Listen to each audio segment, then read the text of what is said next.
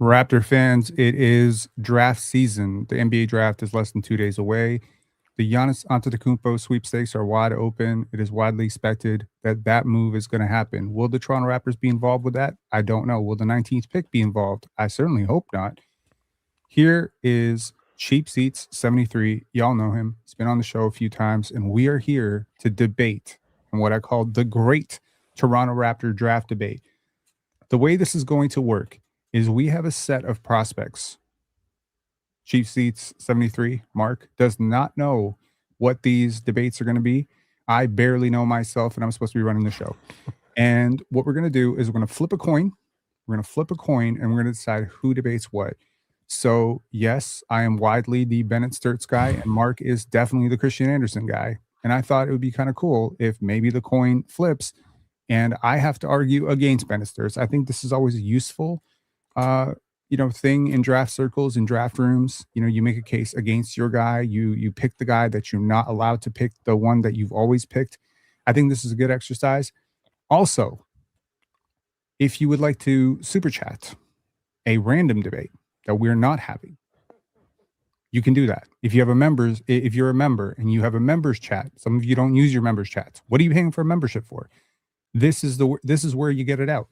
You are able to say, okay, well, yeah, they debated Bennett Stirtz versus this guy, but I want to debate Bennett Stirtz versus AJ DeBonsa. Let's go, man. Let's do it. Mark, how you doing? I'm doing good, man. I'm doing good. I'm excited to do this. Obviously, most of my life over the past few weeks has been, completely saturated by draft evaluations and talks. So it'll be fun to do this. Absolutely. A lot of my life has been saturated by getting into shape, going to the gym, which has been really cool. And also watching the World Cup, which has been really awesome. Like every single year, I every 4 years when this comes around, I'm kind of not really into it. And then I watch like 2 games and I'm sitting there watching Japan last night at like 1 o'clock in the morning. I'm like, man, this is life. I love basketball. It is definitely like my favorite sport. It will never be better than football. Oh, that's a debate topic. that is a debate topic, but like in terms of like, I don't want to say never. They'd have to change a lot of stuff for it to catch up to where football is at. Like it's ridiculous. Like the amount of anticipation that you feel like when that, when it's 0-0 and it's like 6 minutes of added time, and those 6 minutes, I mean, it's impossible. There's too many stoppages in basketball to, that's fair. Create that energy, that tension, that drama. It's like a nonstop. It's like, it's like those movies that don't cut. Like, like these TV shows like Adolescence, they don't cut. Oh, yeah. It's just tension. It's too much tension. I actually just watched that. I finally just watched that. Yeah, I finally did. Really good. Yeah, it was awesome. One of the most unique viewing experiences I've had. So there's that tangent. Yeah. Yeah. Okay, let's get into it. With our first debate, Bennett Stirtz versus Christian Anderson. Okay. We got to get this one out of the way. Yeah. So, okay, heads. Okay, how are we doing this? Call it in the air for Christian Anderson. Okay. Okay, tails. I did say I was really bad at tossing coins. Okay, luckily I have 4 coins. Yeah. So let's do this. You say tails? Tails. You got tails. Okay. So I got Christian. All right. Okay, this is the way. All right, go ahead. Do you want me to start off? Sell Toronto Raptor fans on why Christian Anderson is better than Bennett Stirtz. It comes down to ceiling. And that's the biggest thing. So at 19, like obviously a lot of people are going to go about fit. I don't think any of the small guards are naturally a great fit. So I'll start off by saying that. So I am in the very small minority of people that believes that the Toronto Raptors should not go small guard, should not go ball in hand player to begin with. But if I'm drafting one of those guys at 19, what I'm shooting for is 2 things. One, absolute ceiling as, a shooter, a scorer, and a playmaker. And also the shooting. Bennett Stirtz is a great shooter. Christian Anderson's a different type of shooter, right? Like, so in terms of the movement off ball shooting, the relocation shooting, like he's had the opportunity to show off a lot of different looks. Now, again, this is not to say Bennett Stirtz can't do those things, but Bennett Stirtz hasn't had the ability to show those things. So it's all theoretical about Bennett Stirtz because his on-ball usage was enormous. He was everything for both of his college programs over the last couple of years. Christian Anderson has shown NBA range on step backs, on movement shooting. He's shown enough wiggle to be able to get into the paint and do some things there. And where Bennett Stirtz is an awesome, safe passer, a great A to B passer, very functional reads, really understands the right pass. Christian Anderson understands the right pass, but he can also make the dynamic feed with left or right hand. And that's a big thing for me. There is length there. They're both small guards. So for some reason, people want to talk about Bennett Stirtz being a much larger guard. He's an inch and a half taller. They're about the same weight. Wingspan wise, Christian Anderson's still a 6'6" wingspan. He plays long. They were both in conservative defensive systems. I think at the end of the day, both will be bad defenders. Both maybe have a chance to get to neutral or maybe sub-neutral. Christian Anderson has the ability to be a disruptive defender with his movement skills, with that length, playing at point of attack, playing as an off-ball guy. But what it really comes down to is dynamic passing reads, dynamic ability with both hands. And as a shooter, he is the best straight-up shooter in this draft class. And I've thought about that a bunch of different ways. Who's the second best shooter in the draft class right now? Because like it would have been easy to answer this a month ago with Momcilovic in the class, because like he's such a dynamic shot maker. If we're talking like all told shooting profile, like I think Darren Pearson as a shot maker is remarkable. I am significantly higher on Cam Carr and Braden Burries than most people are. I'm going to have both of them essentially in my top 7 going into it. Bennett Stirtz is in that upper class of shooter, but he's not quite at that level. Richie Saunders, Isaiah Evans would be in that conversation as well. There's a bunch of guys that can really, really shoot the crap out of the ball. Christian Anderson, it's special. He has the ability to be a special guard. And I talk a lot about scalability. If he doesn't hit his ceiling, I think he's still a guy that can be a dynamic playmaker, who can run the point, can do a lot of those things, but he'll be a primary on-ball guy. Bennett Stirtz has the theoretical value to be able to play off ball a little bit, right? But he will be undersized and he will be hunted in those situations. So I have these guys in the same tier of player. I have Christian Anderson ranked ahead of Bennett Stirtz by a few guys, but in the same tier, because that overall ceiling is just so remarkably high. If this hits, he is the better version of Darius Garland, right? He is a longer, more dynamic version of Darius Garland, right? He's going to have the same flaws getting picked on the defensive end, but the upside for him to be a genuinely special offensive talent and a special offensive talent playing in a 0.5 offense where he is a quick decision maker, he is a dynamic passer. It's a remarkably good fit amongst those guys. And he's a little bit younger. And he's younger, but yeah, 2.5 years or whatever. Okay, so to make the case for Bennett Stirtz, I genuinely think that the difficulty of the system that he played in, the toll that making that many decisions for your team when you don't really have the finishers that a Ben Stirtz could unlock, I think that really changes the situation. The second thing is, yeah, he hasn't been off ball a lot in his career. Not at Drake, not in D2, not at Iowa. However, I think a lot of that will come down to the fact that he can and will adjust. He has to adjust. He's not coming into the NBA to be a superstar, and he knows that. He's going to have to earn his keep. But I love his problem solving.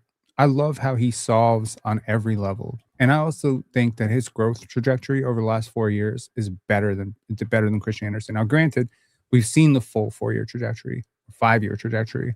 We haven't seen that with Christian Anderson. He could come back next year and be the best guard in collegiate basketball, and now we're speaking a very different tune. But I think for a Toronto Raptors team that desperately needs great decision makers, 0.5 decision makers, I understand that both provide the value. I think Ben provides the value in a slightly bigger playmaker. I do understand that they'll both be hunted. I just think that Ben Stirtz is a slightly better defender than he gets credit for. He's very smart off the ball. Um, if he's not overly physical, I think it has a lot to do, in my opinion, with the fact that Iowa told him, don't foul. Don't foul. We need you. You cannot get into foul trouble, which means sometimes he sped it back. The other thing is transition, right? Iowa rarely ever ran in transition, and they often milked the shot clock down to a ridiculous level. I mean, Ben Sturz was one of the top scorers in collegiate basketball per 100 possessions. Unfortunately, Iowa played at a slower pace than just about anybody else.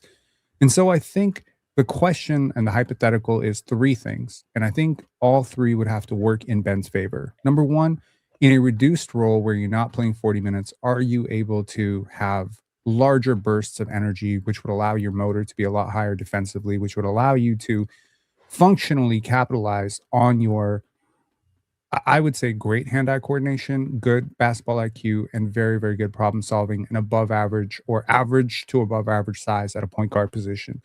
Number two is playing faster to his advantage, or was playing slower to his disadvantage. I think that playing faster will be to his advantage. Personally, I think a lot of times when Iowa had an advantage on the break, they pulled it out. I don't understand it personally. I didn't necessarily understand it while I was watching it, but milking everything down to a final possession came down to Iowa wanted to play half court basketball. The final thing is, I would say that playoff basketball does come down to half court execution, and Ben Sturz is a manipulator in the half court. I understand he doesn't have necessarily the shift and wiggle to get downhill. But I found that a lot of times he just didn't have the physicality to finish through guys. And from reports, he's about 15 to 20 pounds heavier already, and he's been killing workouts. In fairness, Christian Anderson's also been killing workouts. Yeah. So, it's very likely that Raptor fans who are debating these two guys are going to be sitting there on draft night, and both these guys are going to be gone by pick 15, and it's not going to matter. But I think if Ben Sturz is on the board, I think this is the type of guy who might become an all-star. So I don't buy any of the limited ceiling stuff just because he's a little bit older. I definitely think that this guy has like a sneaky chance to be so good. And I also love his calming, yin and yang energy with Scotty Barnes. He's such a silent killer. He never loses his cool. He's very non-reactive, and Scotty is all emotional. I have a feeling that these two would become very fast friends in practice, and I have a feeling that they would really have a strong presence on this team. I also love his off-ball fit next to Jamal Shead. I don't really love that with Christian Anderson, but like the way Ben Sturz can slot in as your, utility shooter off the bench, give you some good playmaking, give you that second ball handler, find Scotty Barnes, for relentless downhill attacks. I just love the idea of him potentially spacing the floor for Scotty. Again, everything I'm saying about Ben applies to Christian Anderson as well. So I can say like Christian Anderson could also supply that. I just don't love the idea of a Christian Anderson Emmanuel Quickley backcourt as much as I like the idea of an Emmanuel Quickley and Bennett Sturtz backcourt. So that's my case for it. The vote is open. You guys can vote it up. Tell us who you think the Raptors should draft right now. As it currently stands, Bennett Sturtz is winning this debate by a hair. 58% of you are voting Ben Sturtz. That might just be a me bias. I don't know. Or that just might be a Ben Sturtz bias, man. Well, Raptor fans are very happy about Ben Sturtz right now. The Raptors fans seem to have a real love on for Ben Sturtz and Allen Graves right now. And like I said, nothing I say is a slight towards Ben Sturtz. I think he's a good player. I think he has the potential to be a really good player. The reason why I'm not totally enamored with the idea of either guy or any of the small guys is that I don't think they can play with Jamal Shead, not functionally, and that's the difficulty. Defensively, it becomes a real problem because I don't think either guy can really play off ball defensively. Like they can be sneaky off ball, but they can't really hold up, and that's the issue. So this is my knock on the small guard thing in general. Is I think the Raptors really like Jamal Shead. I really like Jamal Shead. I like the way that Jamal Shead plays within this system, and I think that by drafting a guard at 19. You're making a choice on Jamal Shead.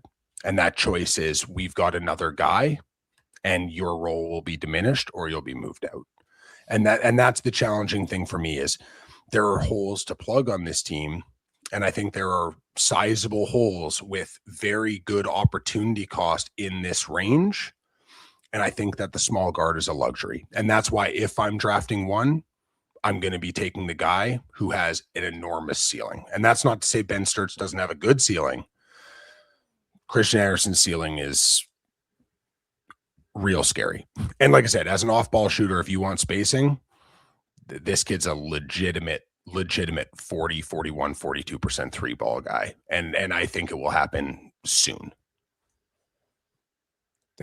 Yeah. I mean, either guy that the Raptors are going to pass on. I have a feeling it's going to be a little bit like one of these guys going to turn into Malachi Flynn, and the other one's going to turn into Emmanuel Quickly. And you really don't want to pick Malachi Flynn twice. Okay, fair. Let's go. It's fair. Next one is going to be two big men. So you said you didn't want to go small guard. Let's go bigs. Jaden Quaintance versus Chris Cenac. Oh, okay. Now, we're gonna say, okay. You can pick it this time. Heads. Okay, heads for Jaden Quaintance. For me. Okay. Okay. Does that make sense? Yeah. If it's heads, I got Jaden Quaintance. It's tails. Okay. Yes. Okay. So you lead this one off with Chris Cenac? Oh man. Okay. So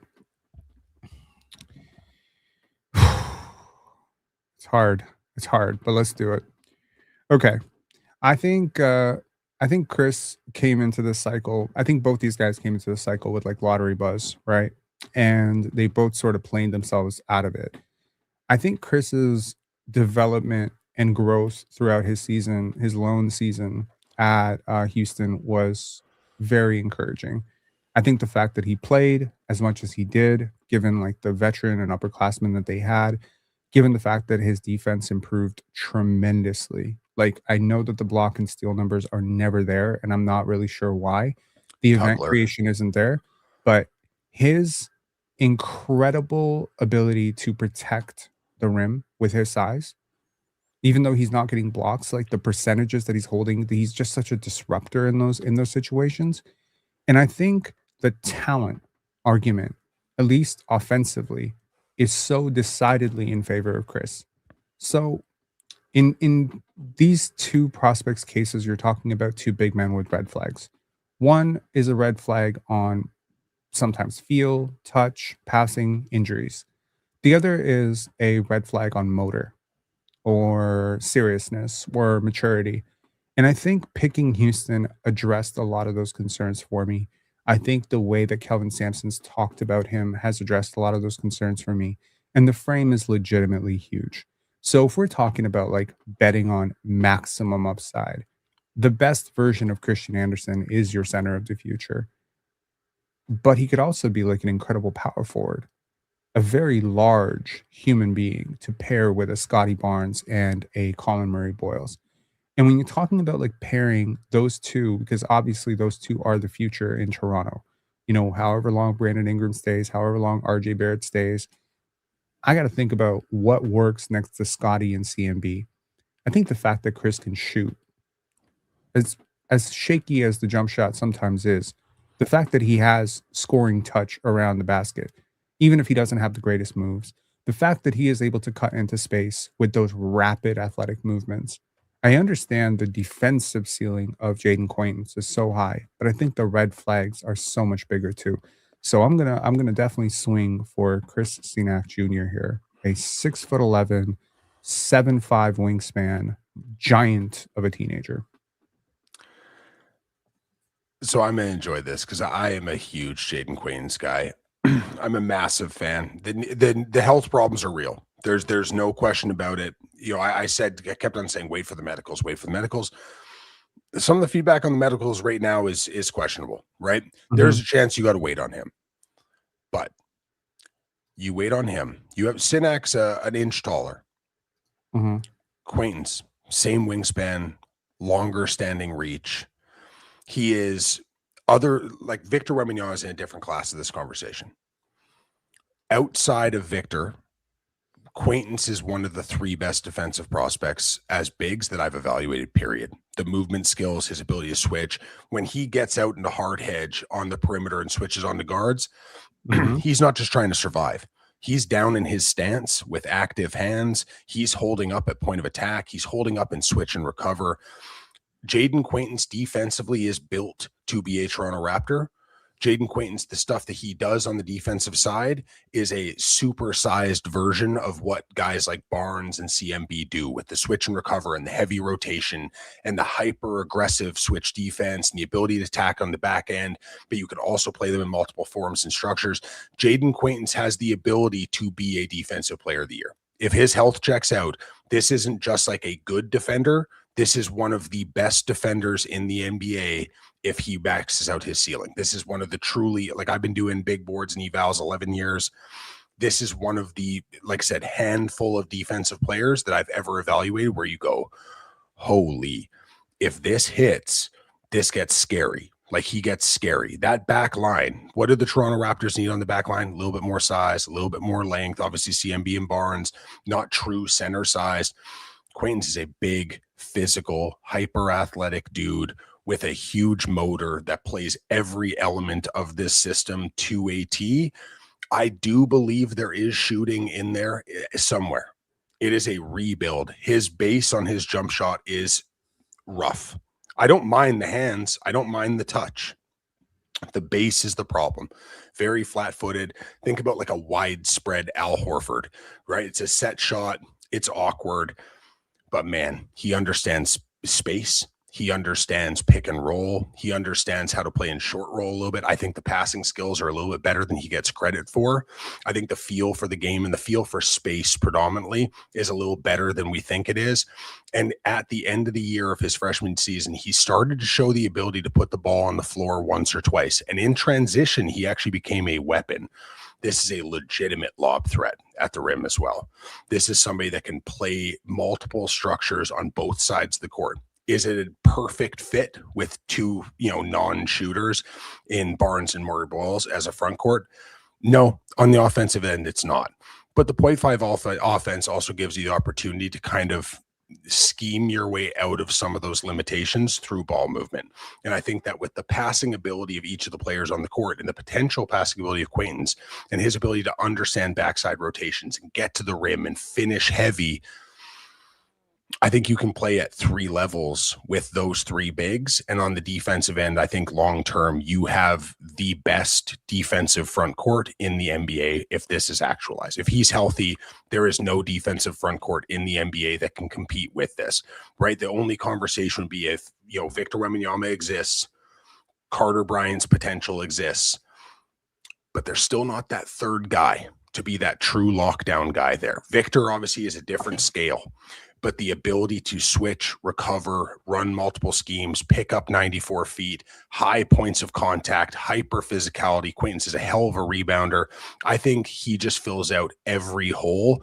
Think about a same motor, same intensity, but a bigger, dominantly athletic Isaiah Stewart. So if Isaiah Stewart was bigger, stronger, faster, more leaping ability, that's a scary dude. So that's my pitch on Quaintance. It's the ceiling conversation. Cenac's ceiling is awesome. If he shoots, game changer. If he defends, game changer. If his motor stands up, game changer. If the ball skills develop, game changer. One guy I know has one skill that's already elite. The other guy, it's all about projection of maybe those skills become something. So if you look at ceiling, both guys have enormous ceilings in very different ways. But I know that one dude with the health concerns, if he's on the court, when he's on the court, that's an absolute game changer on the defensive end. And as the defensive guy, I'm going to take that pick every time. It's an interesting one, but I really don't know how to pair a non-shooter with Scottie and CMB right now. That feels like a very difficult sell to me because I think the spacing is so cramped. And I think unless you're projecting massive, massive shooting growth from Scottie and CMB with somebody has to occupy that dunker spot. And I just don't want to send three people to the dunker. And it's just you could make a case that Scottie is so dominant in the dunker that you're actually robbing him of his creation ability and his scoring ability and his scoring opportunities by putting somebody else who's a worse decision maker in his place. So, So yeah. my counter on that is, and you are the Scotty Barnes guy. If you want Scotty Barnes as your max player, if you want him to be the guy, he needs on-ball reps. So I don't envision this as a 3 guys chasing the dunker. I view this as a system where Darko talked about getting Murray Boyle's on-ball reps, running pick and roll backside, right? There is that potential long term. But what I view this as offensively structured is having 2 elite shooters on the outside with a functional growth of Barnes and CMB. Because I've said this a million times before the thumb injury, CMB was 39.5% from 3, low volume. But I think there is a shooter in there because he has such great natural touch. I don't think he's going to be a knockdown, lights out shooter, but I think he's going to shoot enough to get defended on the perimeter, kind of like young Julius Randle, right? Obviously, Randle turned into a hell of a shooter at a certain point, like still inconsistent, but, he shot 40% from 3. But what I view this as is Scotty Barnes as your primary decision maker on the perimeter. Murray Boyles as a pick and roll partner who can be dynamic running in short roll. And then you have Jaden Quaintance running baseline to baseline, right, in the dunker, be able to navigate that space with the potential to maybe add that mid game or that long game down the road. But I think that Darko's offense is good enough where if you trust Scotty Barnes to be the man and to be the decision maker, he needs those on-ball reps. And having him on the perimeter, Murray Boyles running short roll pick and rolls, and then a guy like Quaintance going downhill with all those passers, now they've put you in hell. You have to decide if you've got Quickly and Ingram or Barrett or whoever those other 2 guys are on the perimeter spaced out. You got Barnes attacking downhill. You've got CMB in short roll with his passing creativity. And now you have to decide, are you going to attack Barnes or CMB on that short roll or that attack, or are you going to send a second body to Quaintance rising above? So I think, yes, there are spacing issues that can come up, but I think there are really effective ways to scheme this offense to make it functional and to make it dynamic in its own kind of unique way.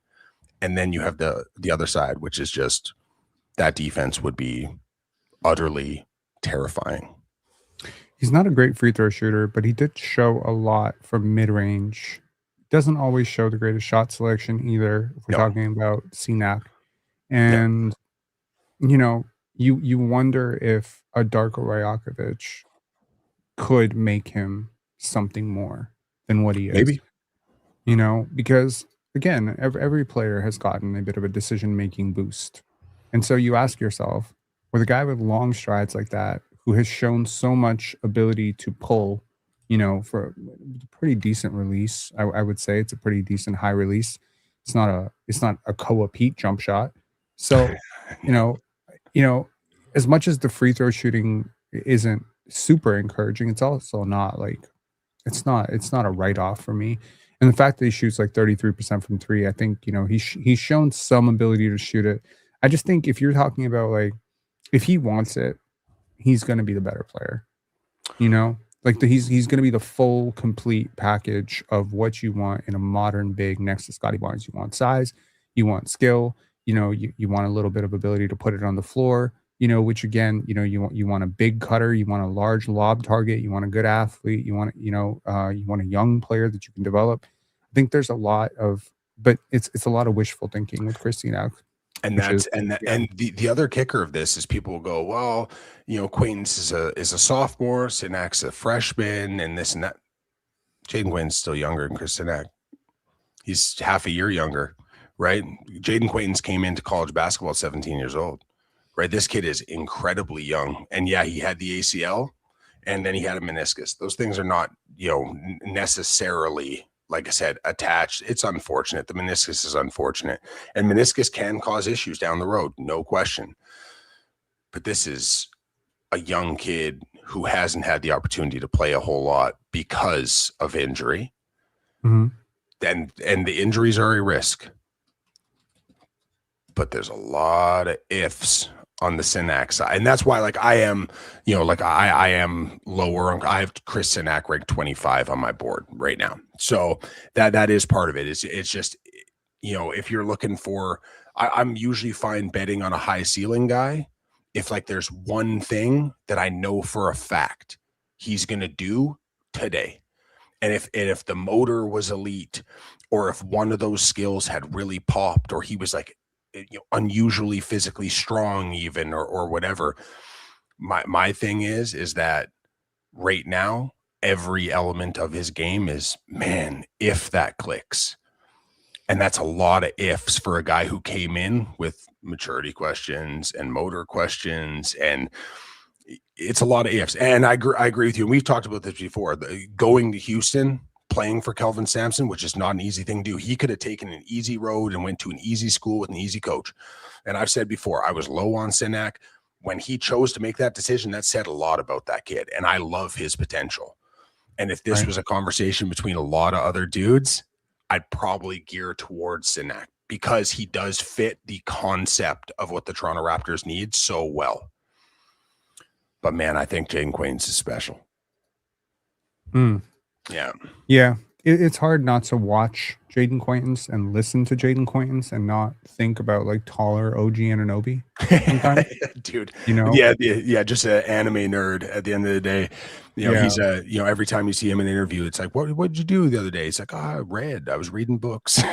He's just like, he's an unusual dude. I think he'd fit in really well with this kind of team. I think, like I said, that's not to say I don't think Cenac would, but Quaintance, there's just, like I said, such a calm, chill demeanor. And then you put him on the basketball court and a switch turns and he's trying to ruin your week. What do you make of the fact that he didn't get a green room invite?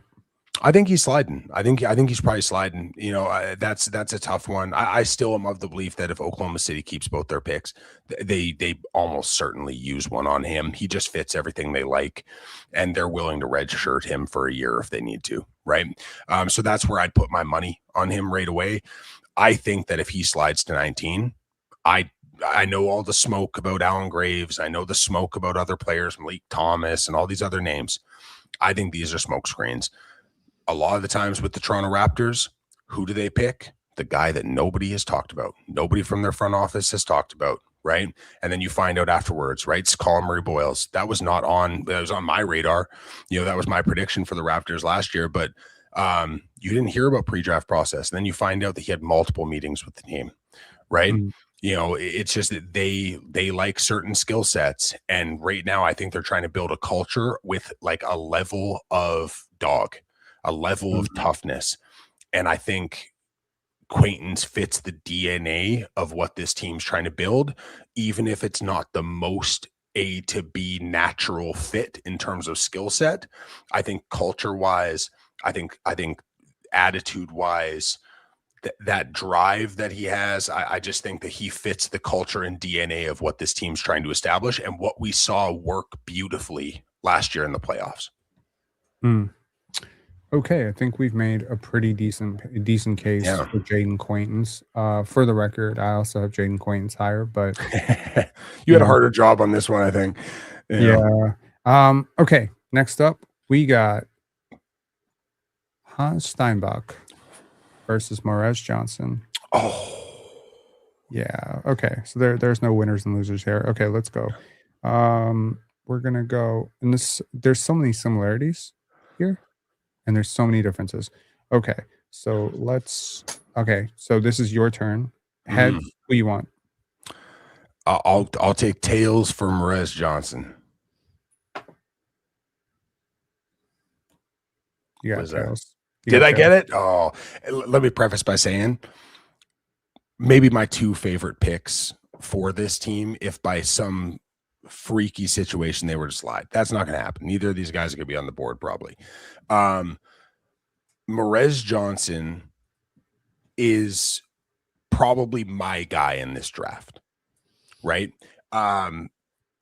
Everything about this kid from an on-court standpoint, from a personality standpoint, from a maturity standpoint, from what you hear from coaches and evaluators about him and what level of leader he was in that clubhouse. And like, let's be real, in that locker room, there were some dudes who had some questions about them. And from all accounts, Morez Johnson was the guy in that room. He was the grown-up in that room. And we've seen it in, press conferences. We've seen it, the way that this kid behaves. Beyond that, you're talking about a guy who went to a program. He has a Daimara. He has the Axel Lendeborg. He's playing the 4 full time. These guys, and a lot of times statistically, these guys split takes, right? Their rebounding numbers aren't what they should be. Their scoring numbers aren't what they could be if he chose a different program where he could have got more for him, but he wanted to go win a title. And I respect that about all three of those players. Morez Johnson has the potential to be a truly impactful, switchable defender that can defend 3 through 5 in pure holdup, right? I believe he can play the 5. This is a big-bodied, super long, hyper physical player, 6'9", 7'3.5" wingspan. He's 251 pounds. He's still only 20 years old, even though he's a sophomore, right? 39-inch vertical, 96th percentile lane agility, 90th-ish percentile sprints. Like the defensive impact off the charts. He shoots the 3 competently, and I do believe he will shoot at a good level. Like, I believe that he will be a good shooter because this kid is a worker and the bones are already there for a good jump shot. The release is slightly awkward, but such great natural touch. He has shown that he can play in transition with ball in hand to a degree. He has shown the ability to put the ball on the floor 1 to 2 times and create. I do not know if there's a player, a big, who understands how to navigate space off ball and cut off ball at a higher level than Morez Johnson. And as an extra cherry on top, I said the same thing about Colin Murray-Boyles last year, and I'll say the same thing with Morez Johnson. This is not to say that Morez is as good as Colin Murray-Boyles at this. When he gets the opportunity in a pace and space system to show off how good of a passer he is going to throw passes that will genuinely make you question evaluations about what people are saying about his passing. Because this kid, yes, he's made some bad decisions with passes. He's tried to force reads. My God, he sees the reads. And as a young player and a young big that does not play with ball in hand very often, the high level reads that he is picking up, it's only a matter of time till the ball gets there, right? He's a great connective passer, high level screener, high level roll man, elite level athleticism. He was the best rim protector on that team that included Addae Mara. Mara had the block numbers. Morez Johnson did all of the rotational work to allow Addae Mara to plant his feet, not have to move laterally, stay on his X, and be able to do his job that way. Because Morez Johnson and Yaxel Lendeborg, to an extent, who is a wildly undervalued defender, they did so much rotational defense. Morez Johnson's built in a lab to play in this defense. So that Morez Johnson is probably my favorite player in this draft. I think offensively, he will be a good offensive player with awesome complementary skills in a lot of ways that Colin Murray-Boyles does things. I think he will shoot it long term. Defensively, I don't think this is necessarily like an all defense guy, but I tell you, he's somebody that's going to be in those conversations because he is so switchable, so intense, so physically strong, and he has the requisite athleticism to be able to play up or down in the lineup. And the mentality is just the ultimate cherry on top. I couldn't say more great things about this kid. I have him ranked 9 on my board, so I just love him. I think that's a really good point and really good set of points for Morez. I also love Morez, and I wonder if the Raptors need something closer to a 7-footer. Now I understand that whole thing about like this guy's a 7-footer, that guy's a 7-footer feels very Leo Routens, but I'm just gonna say it. I'm gonna say it. You need that's a 7-footer out there, and I have a feeling that with Hans Steinbach, people are gonna be saying, "I can't believe that's a 7-footer out there" a lot. He's like a wing. He has so many wing-like qualities. And when I think about like game-changing pairings with Scotty Barnes, right? Scotty and CMB are like excellent rim protectors, good shot blockers, right? Steinbach is not a great shot blocker at this stage, right? But he is a really good interior scorer. He has magneto hands, and we know how much that really mattered with Colin Murray-Boyles last year as a guy with good hands can catch those passes that Scotty's going to throw. And to have a competent finisher who can really run like a gazelle in the full court, right? We're talking about a legit 7-footer who's 20 years old, who has really good touch around the rim and, shot pretty well on his jump shots. Like now the form is not necessarily like something to write home about, but 1.09 points per possession on jump shots is pretty damn good for a big. And I think that at 20 years old, he's just scratching the surface, right? I think it's really cool to have Jakob Poeltl on this team for if you pick him, because I think there's so many similarities in terms of how they play, right?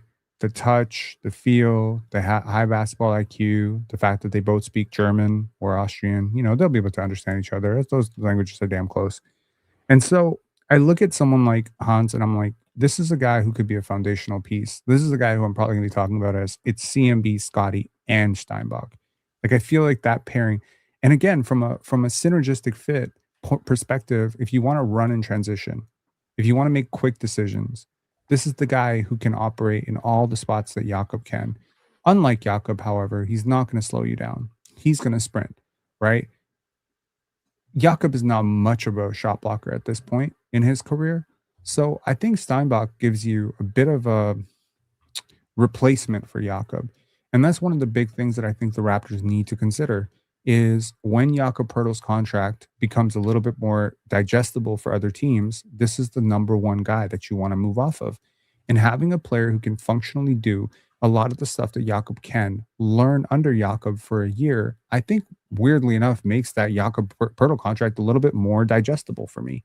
You know, having him sort of training his understudy. Now, from the perspective of like, what are the weaknesses with Hans Steinbach? I think he's not much of a creator, in terms of like off a standstill. He's not going to like cook his man and, step back and do all the, fancy stuff. But I think that's actually like to his strength overall. Like overall in the half court, he was, according to Synergy, a 92nd percentile overall player, which is pretty damn good. He felt like a man among boys. And the number one thing that I think translates from college to the NBA is rebounding.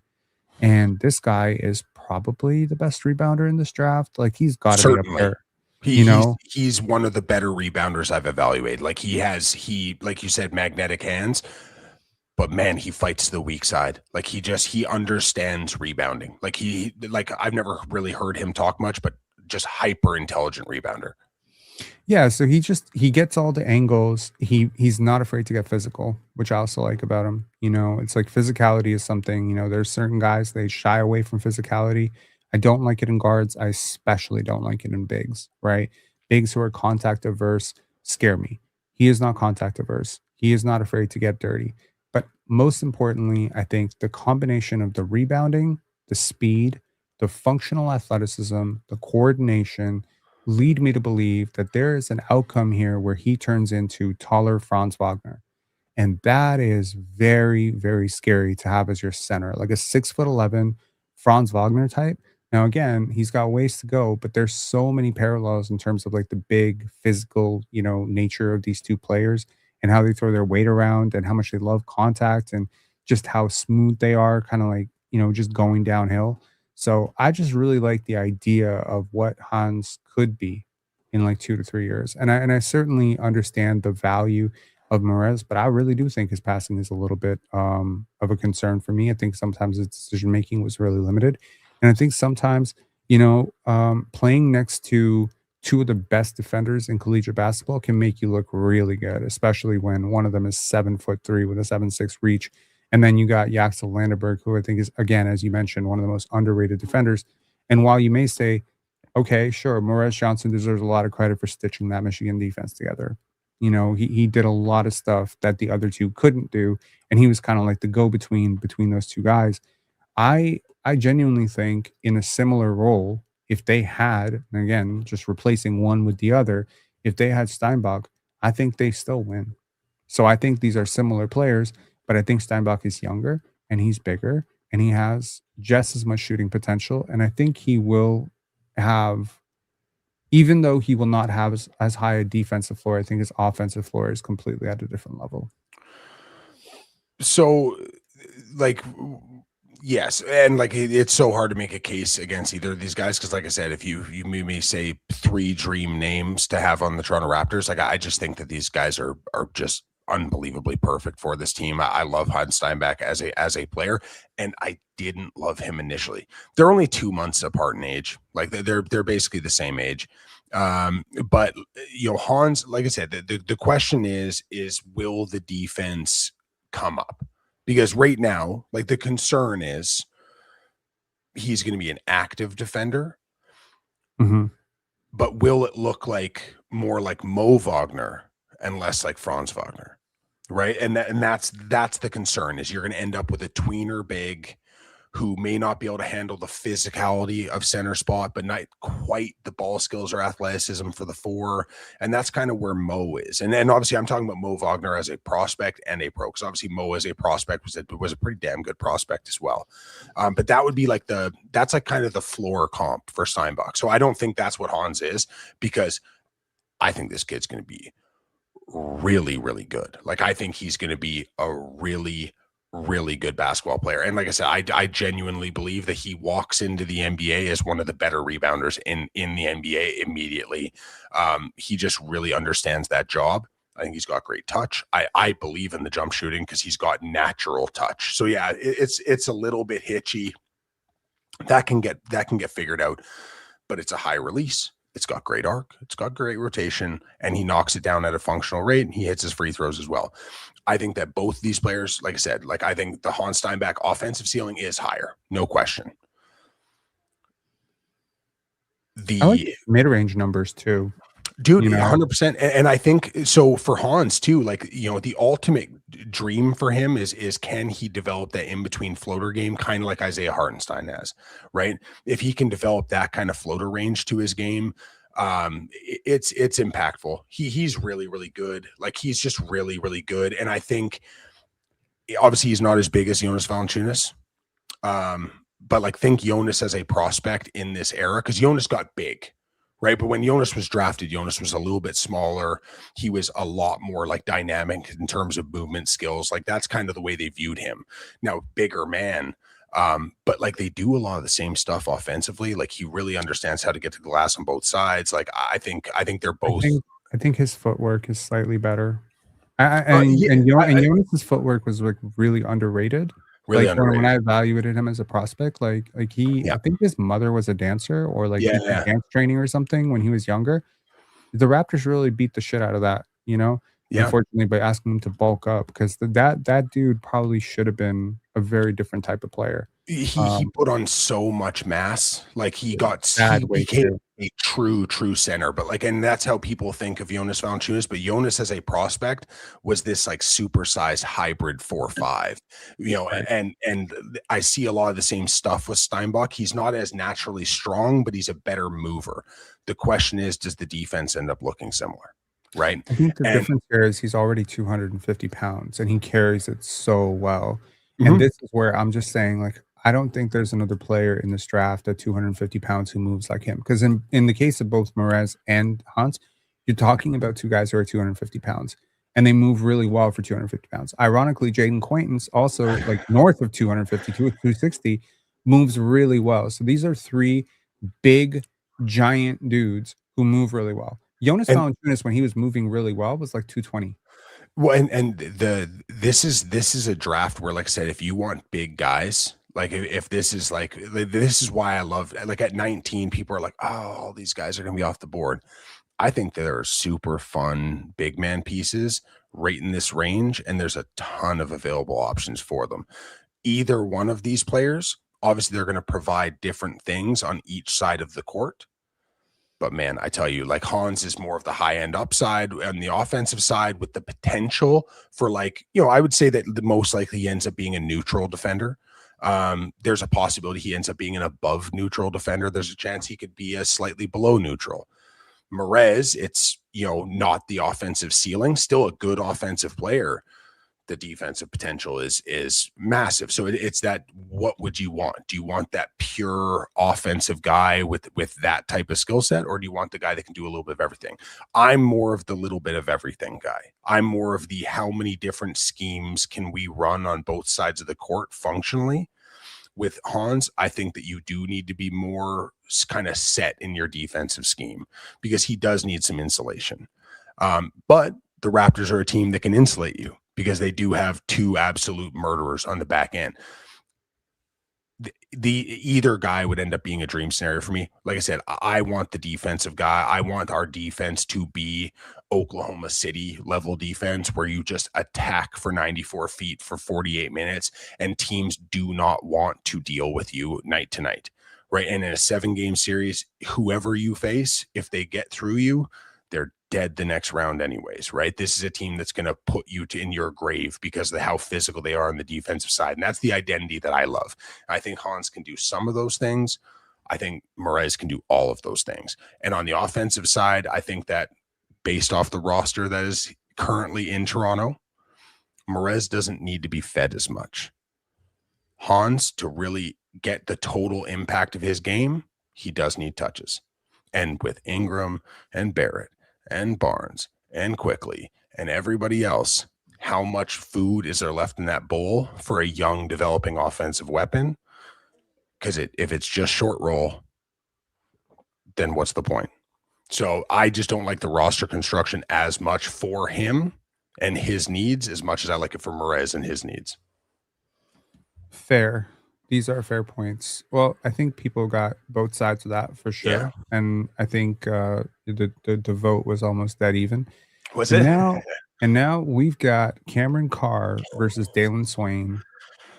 Do you have a dog in this race? I will be interested to see if anybody in the draft space has Cam Carr ranked higher than me. Okay, cool. Okay, yeah. So I'm rooting for you to get Cameron Carr, but also, yeah, I'm rooting for myself. Okay, call it heads or tails for Cameron Carr. Tails. Is it tails? It is head. It's head. Okay, so I gotta get Dalen Swain. Yep, you got to make a case against your guy, and yeah, that's gonna be fun. So go ahead. You got it. So there's a straight up case for this one. Okay, and there is a case to be made. The case to be made is if you draft Dalen Swain, you are drafting an RJ Barrett replacement. Okay, so RJ Barrett needs to be re-signed. RJ Barrett will be a free agent. RJ Barrett's going to cost a whole bunch of money. Mm-hmm. Drafting Dalen Swain, who is a secondary creator, okay, who can play on ball, but like at the NBA level, it's going to be a little bit shakier to be a primary on-ball guy. He is a second side attack player who has a developing jump shot. I think at some point he will shoot. It's not going to happen right away. Sounds like RJ, but what is he great at? He is such a great downhill attacker with a functional enough jump shot where he can plant in the corner. You can kick out to him off attack. He will attack closeouts, get downhill, use physicality and craft to get to the rim and absolutely bully guys in the paint. If you send two at him, which he will create, that's the reality. Dalen Swain has built his offensive game off the ability to beat a single coverage defender and draw that backside support. Again, sounds a lot like RJ Barrett. He will draw that second side creator or that second side defender. Where he differs from Barrett, Barrett is a good A to B passer.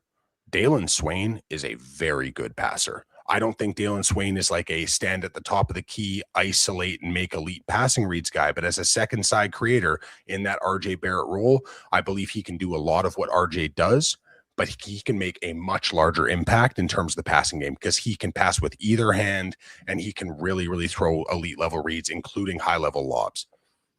Now, where he separates himself from RJ Barrett, and he isn't RJ right away, there is a developmental curve to this. Dalen Swain is two different defensive tapes. You've got the Texas tape this year where his offensive usage was massive and the defense was fun, but it was a bit rough at times, right? His defense was, you could tell his offensive usage took away from his defense. If you look at his Xavier tape, defensively, he was an animal. He could really defend at point of attack. He could really defend off ball. There's still some ball watchy stuff there once in a while, but he is a hyper aggressive, create possessions defender. He is a good rebounder. I think he will shoot long term, but he is a dog defensively who really tries to get into passing lanes and really tries to, like I said, acquire additional possessions. He is a turnover creating machine.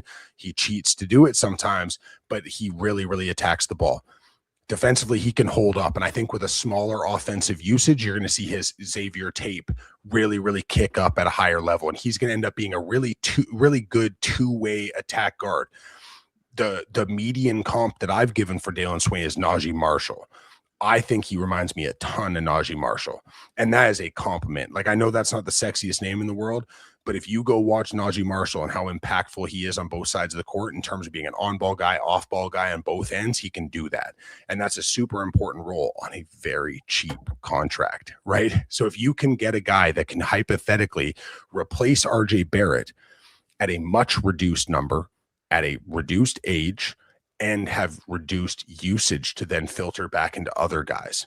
Make our offense a little bit more spread out in terms of how many dogs are getting into that bowl, right? Dalen Swain can give you a lot of what you need, a lot of what RJ Barrett provides, more on the defensive end, and the potential to be a pretty dynamic offensive player with really high quality passing. The question is, does the jump shot get to that point where he needs to be defended consistently at the 3-point line? I believe that this kid's a worker. I believe the jump shot will continue to get better. I don't think he's ever going to be a 40% from three guy, but I think he's going to get defended at 3-point line. So I love him with the concept of, I'm not the biggest RJ guy, I'm not the biggest Ingram guy. And if you can find a guy that can do a lot of those RJ things on the offensive side in a Darko scheme where guys like Swain are going to be really, really important, that can actually hold up at the point of attack and hold up on the defensive end, that sounds like a win to me. It's interesting. So I made a wheel. Okay, this is a little bit of a thing that I made the other day. Hang on, I'm gonna show it to you. And this is a wheel of the Toronto Raptors needs. This is the wheel.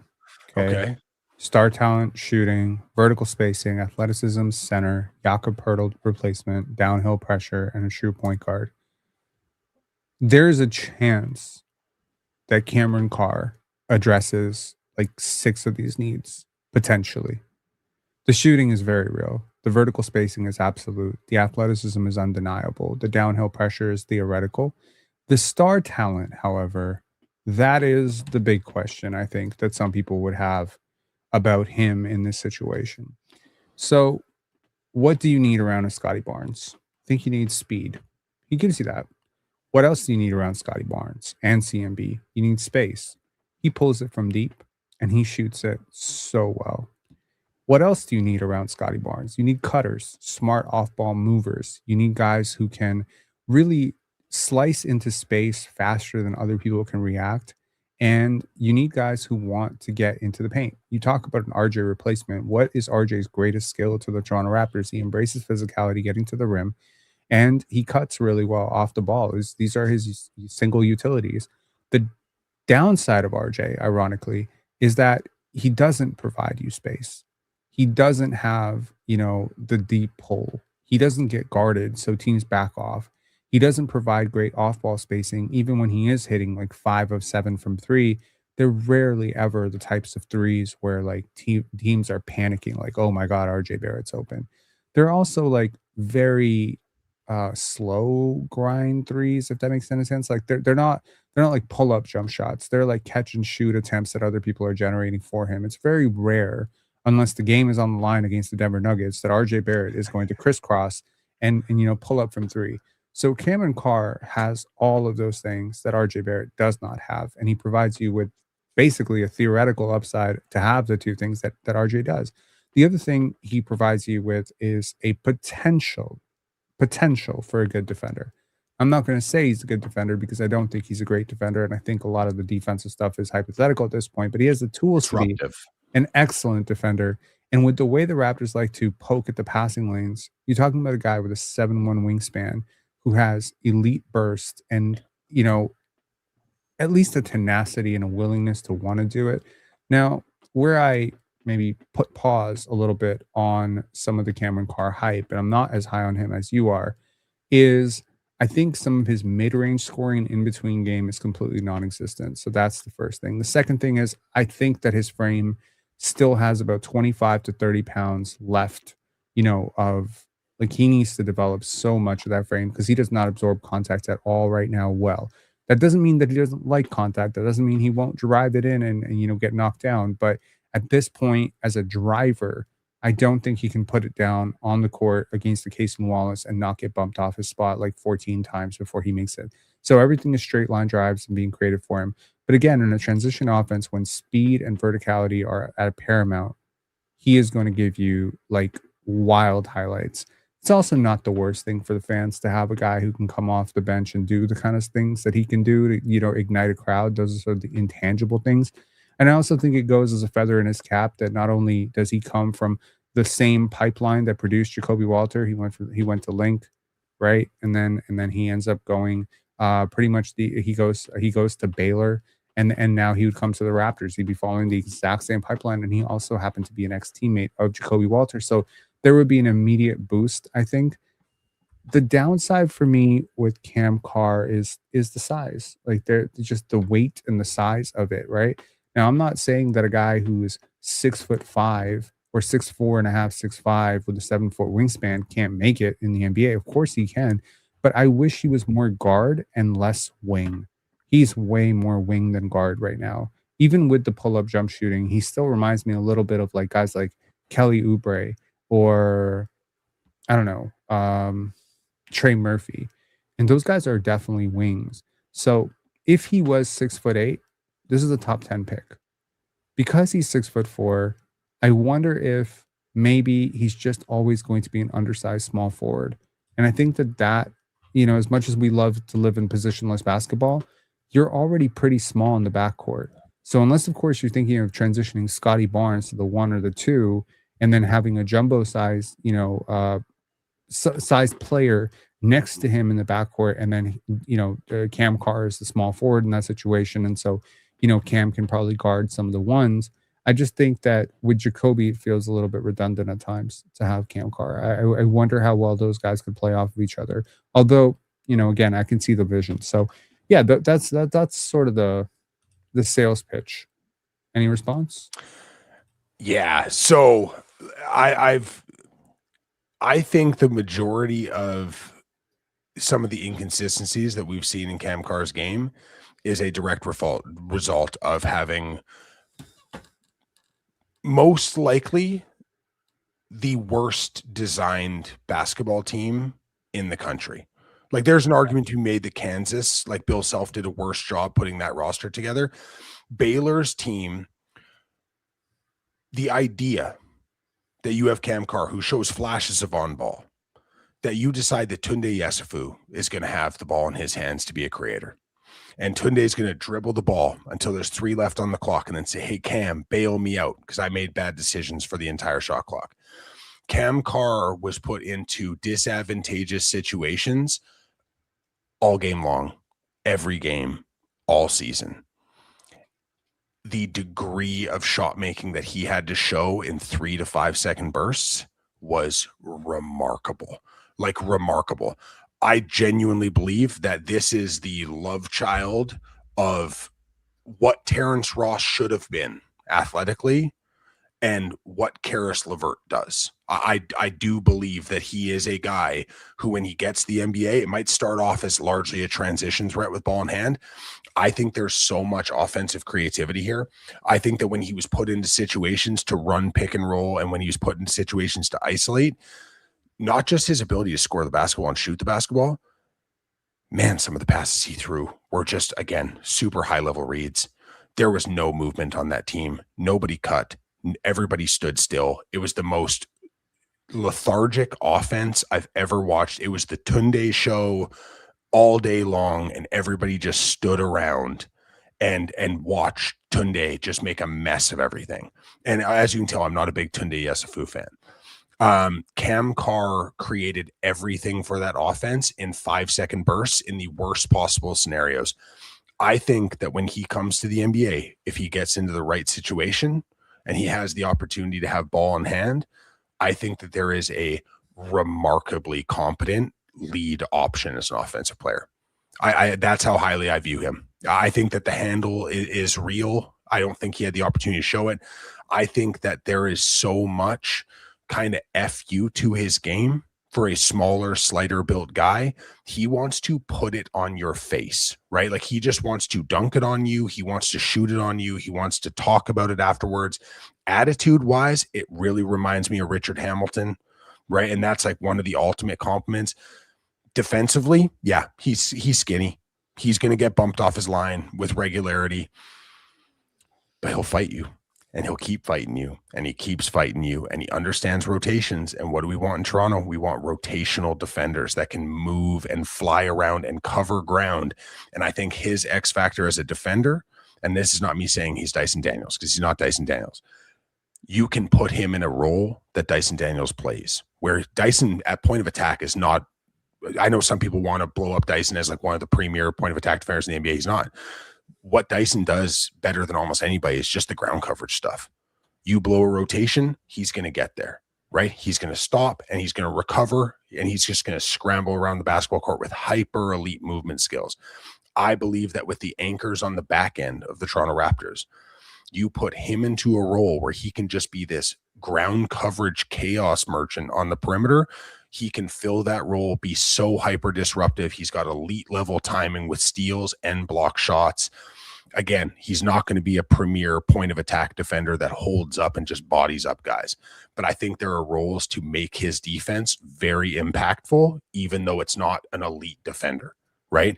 You can put him in roles like Shai Gilgeous-Alexander plays in Oklahoma City, where you're getting him to play a little bit of free safety as well, right? You can move him all over the court. You can scheme him on ball, off ball. I just think there are so many dynamic traits for this kid, and there's so much requisite athleticism and so much length and shot making out to 30 feet and the balls to make them. And that's just the biggest dividing point for me. This guy was in a losing program, put into bad situations, and that team quit repeatedly. And I watched every game that kid played this season. That team would quit. And Cam Carr would be out there down 20, going 1-on-5 fighting dudes. And I just, like I said, his tape coming into the season, I was higher on Cam Carr than most people were. Every time I watched him, it was just like, man, the level of competitiveness with this kid situationally didn't matter. Didn't matter what the score was. Didn't matter who the other team was, whether it was nationally televised. He came out and he wanted to fight you. And again, when we talk about that Toronto Raptors mentality, man, I couldn't possibly be higher on the kid. And like I said, even if the offensive skill, the on-ball stuff doesn't develop, you end up with a premier off-ball cutter, three-point shooter who's a disruptive defender and a massive energy player who's going to be a freak of nature in transition. If that's his floor, that is the epitome of what the NBA is looking for in this era, and that's his floor. So, I just, like I said, man, competitiveness is the word of the day. Swain has a lot of those characteristics too from the competitiveness side as well. But yeah, so that's me gushing about Cam Carr for a little while because that's my guy. Cam Carr is your guy, and I'm glad you got to defend it. Okay. Ironically, you were supposed to be defending Dalen Swain. I did this. I did the Swain pitch initially. The worst court-appointed defense attorney ever. You brought up Carr being too small, and I triggered you. Yeah. Oh, dude, 100%. You definitely got me. Yeah, I just got fired by my player for sure. I made a good initial stance for Swain, but you did. But then by the end of it, I was like, wait a second, am I defending Swain now? Okay, I got you. That's a tough one. You found my hot button, as they say.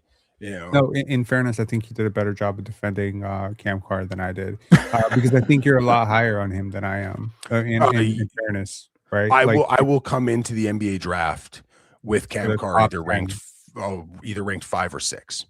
Oh Jesus, yeah. Like I have him, I think right now about 17. Yeah. So he's one of those guys that when you just, like I said, this is the Colin Murray Boyles thing from last year. Sometimes you can just see a player and like the things that they do on the court, just like they speak to the things that you love about the game, right? I'm lucky to say that in this draft class, this is the hardest big board I've ever had to make. The hardest one I've ever made. There is like trying to figure out the tiers of this thing. I feel like I'm changing it every 24 hours. Right. So I'm stressed because I'm putting out my big board tomorrow. And yeah. Yeah, I mean, traditionally I've had like one guy that nobody has super high, really high. Like last year was Carter Bryant. I had him like way higher than everybody else, and people were like, "What?"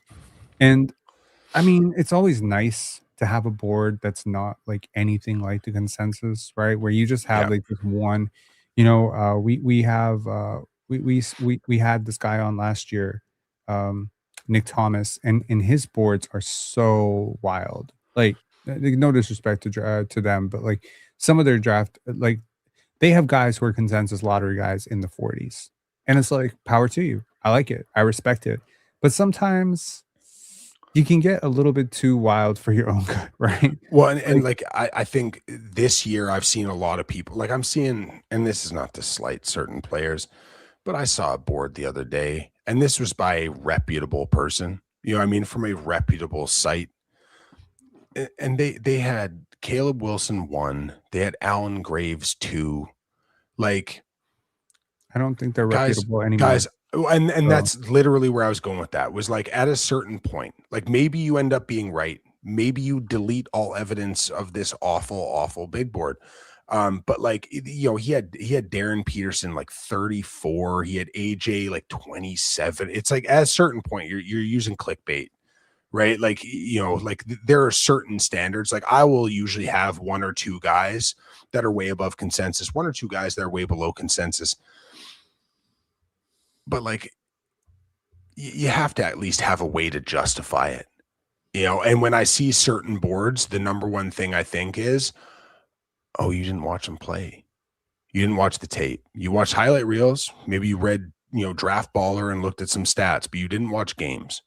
And that's a big problem with what I'm seeing in some of the draft sphere right now, right? It's the well, I hot mean, take culture of it. given that they had Caleb Wilson and Alan Graves as like, you know, 1, 2, is it possible to say they just have an affinity for tweener forwards, you know, with good analytics?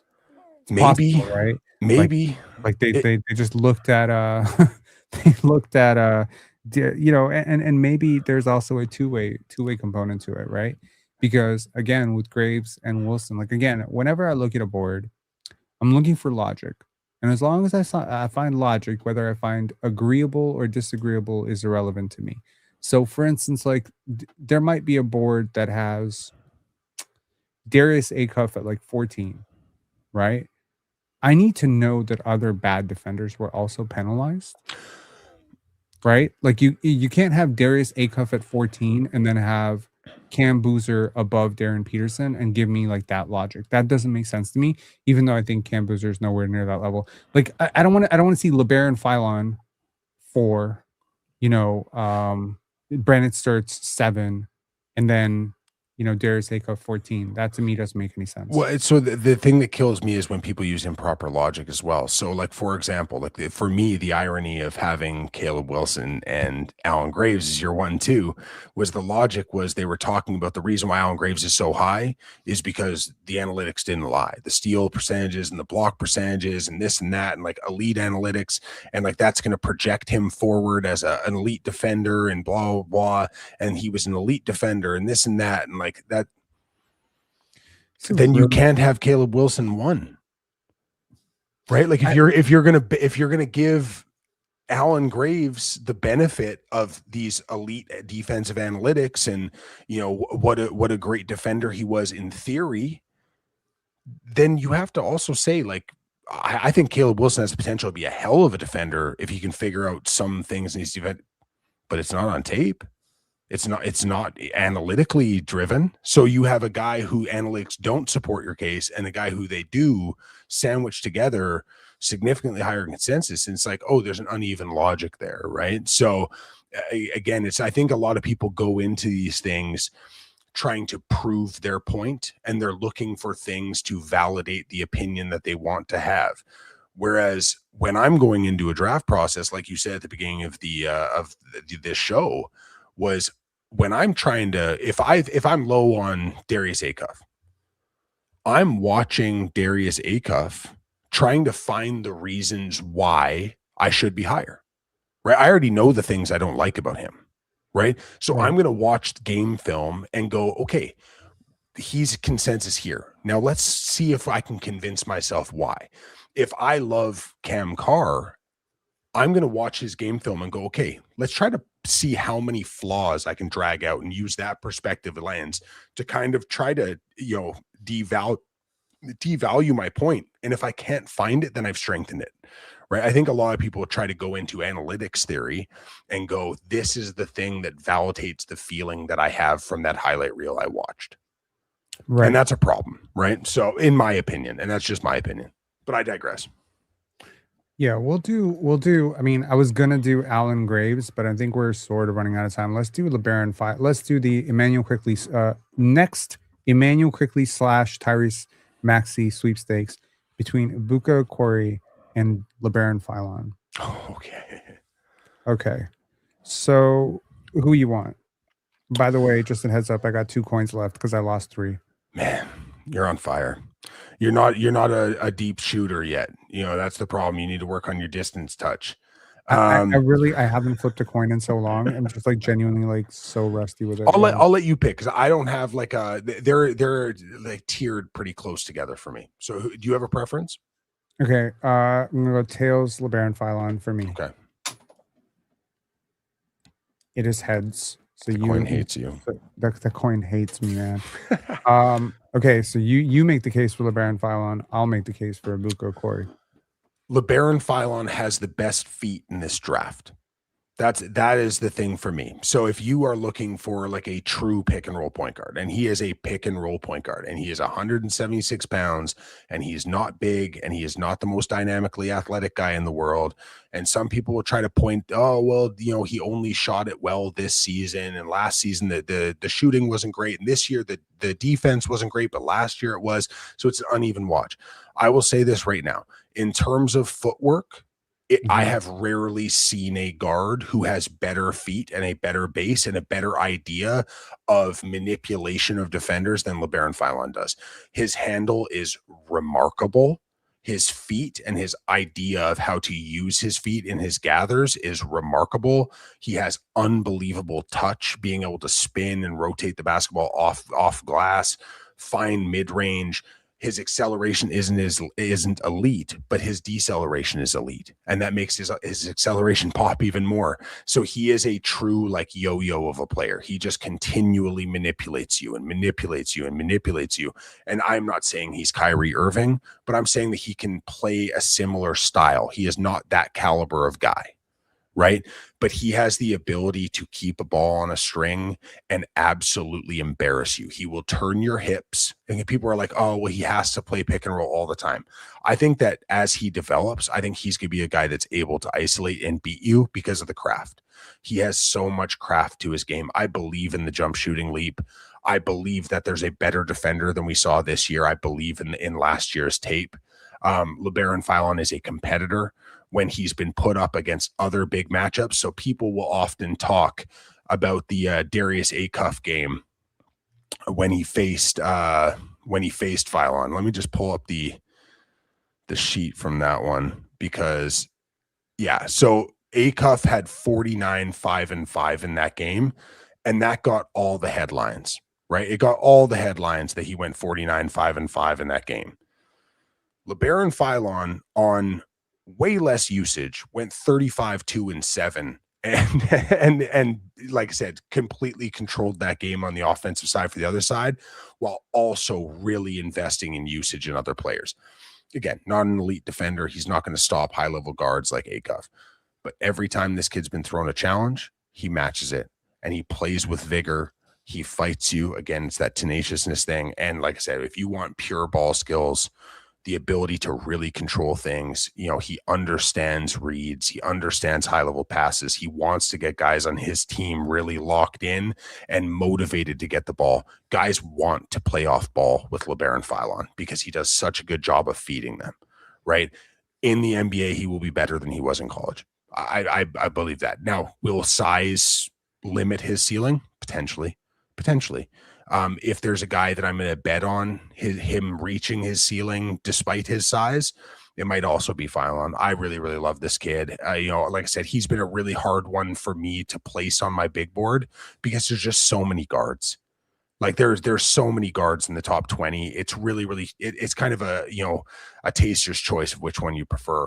But if you really want craft and nuance and acceleration and elite deceleration and understanding footwork and understanding how to just put defenders on a string and still have that compete level, LeBaron Philon's the guy.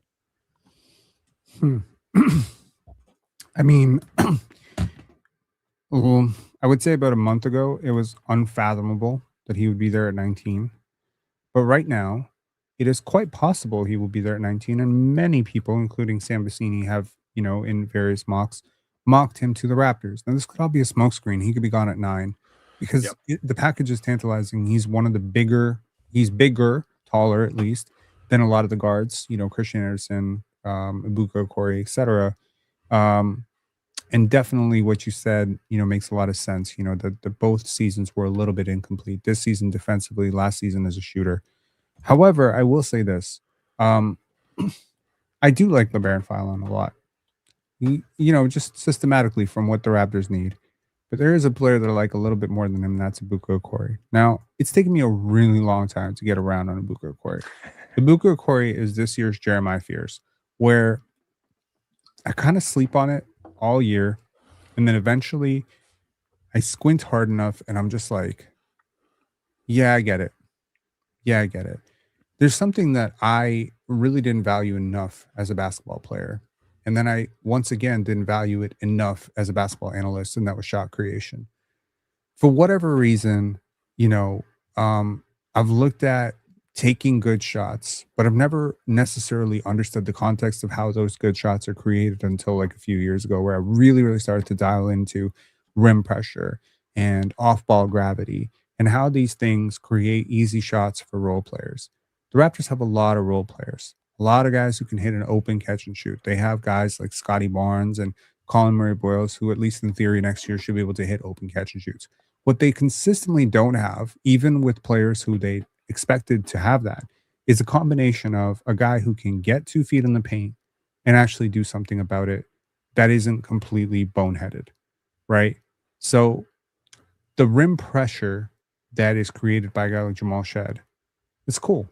He gets 2 feet in the paint a lot because he's one of the fastest players in the league. But how does the defense react to it? Because he's so undersized. He's not a great finisher. There isn't a great deal of verticality to his game. He doesn't finish all the way. It's the same thing with Emmanuel Quickley. Again, in theory, another good shooter who's very fast, very quick. But because for whatever reason, he just doesn't finish through contact well enough. He doesn't extend, the pressure all the way to the rim. And when he does, he's not a very dynamic passer out of those situations. And so how do you evaluate an Ibuka Okorie, who committed to go to Harvard and then eventually ended up going to Stanford? Talk about a smart guy, right? He had the hardest job in college basketball other than maybe Cam Boozer. Like, I think you could split it between those two, and maybe there's a third that I'm not thinking about. Like AJ DeBonce's job wasn't super easy either. But apart from those guys, like we're talking Ben Stirtz as well. Yeah, those guys. We're talking about a guy who had 31% usage. We're also talking about a guy where 18% of his shots were assisted. 18%, that means 82% of his shots were unassisted, which means this is a self-generation machine. And when a guy who's this young at 19 years old is a self-generation machine, you expect loads of turnovers, you expect loads of missed shots, and that simply did not happen. I think he was reasonably efficient. He wasn't crazy efficient. He didn't shoot 40% from three. I think there's some issues with the shot. I could certainly say like the mechanics feel funky at times, but his burst is what separates him from every other guard in this draft. There is no other guard, save for maybe Darren Peterson, who has this combination of shooting, finishing, and athleticism. And, I just think that the Raptors need above the rim finishers. I think the Raptors need bullet trains, down the rim. And it's just like, Jamal Shed proves it. That context proves it. Where you put speed next to Scotty Barnes and good things happen, right?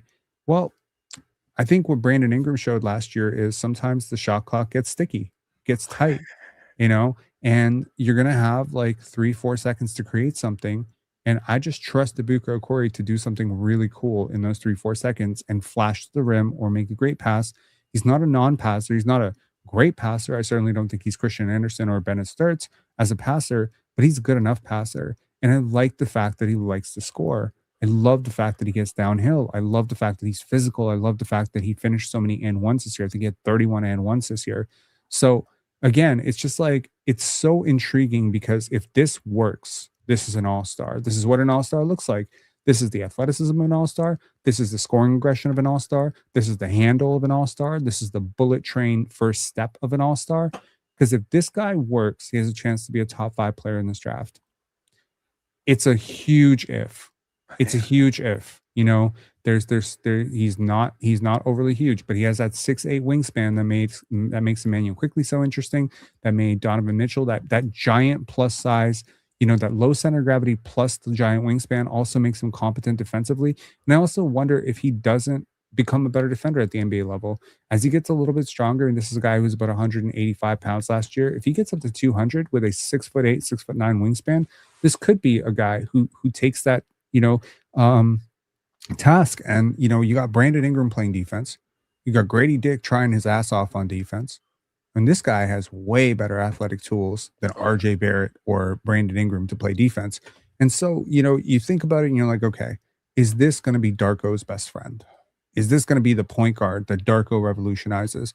Is this going to be the guy that, you know, because we've seen it with Darko, right? With Emmanuel Quickly, with Malachi Flynn. He always takes this point guard on as a project, you know, or almost like I'm going to show this guy my vision for how to play this position. And I'm going to show them how to do it. Davion Mitchell. Like Darko is always like it feels like there's a special attention that he pays to his point guards.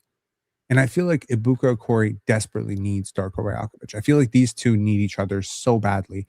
And I think with what Darko can give him is pace. I think Darko can teach him when to speed up and when to slow down. I think Darko can teach him how to pick his spots better. And I think Darko can get him committed on defense. If Darko doesn't, I'm sure Scotty will. And again, I understand a lot of teams are going to pass on this guy for one reason or another, but I can't find those reasons right now because I think this guy should be a top 15 pick. So it's a funny comparable because like you've got Philon who like I say has the best feet in the draft. Like when it comes to gathers and step backs and like his ability to align his feet is his superpower. The biggest knock I have on Okorie is bad feet. Right. So it's a point guard who has like incredible nuance, but not necessarily burst, versus a guy who has incredible burst, but's developing the nuance. Right. If Ibuka Okorie hits, and like I mean hits his 100th percentile ceiling, there was a point guard that was coming out of Kentucky about 7 years ago. And he was not incredibly highly thought of. He was kind of a secondary piece on that team, but he had elite level athleticism. And if he could develop shooting, he was going to be able to weaponize it. And that was Tyrese Maxey. And when I watch Ibuka Okorie, he has worse feet than Maxey did. Maxey had really good gathers. But that burst, that athleticism, great lift. There's a lot of Tyrese Maxey in this kid. Now, I think Darko keeps his feet really well, by the way.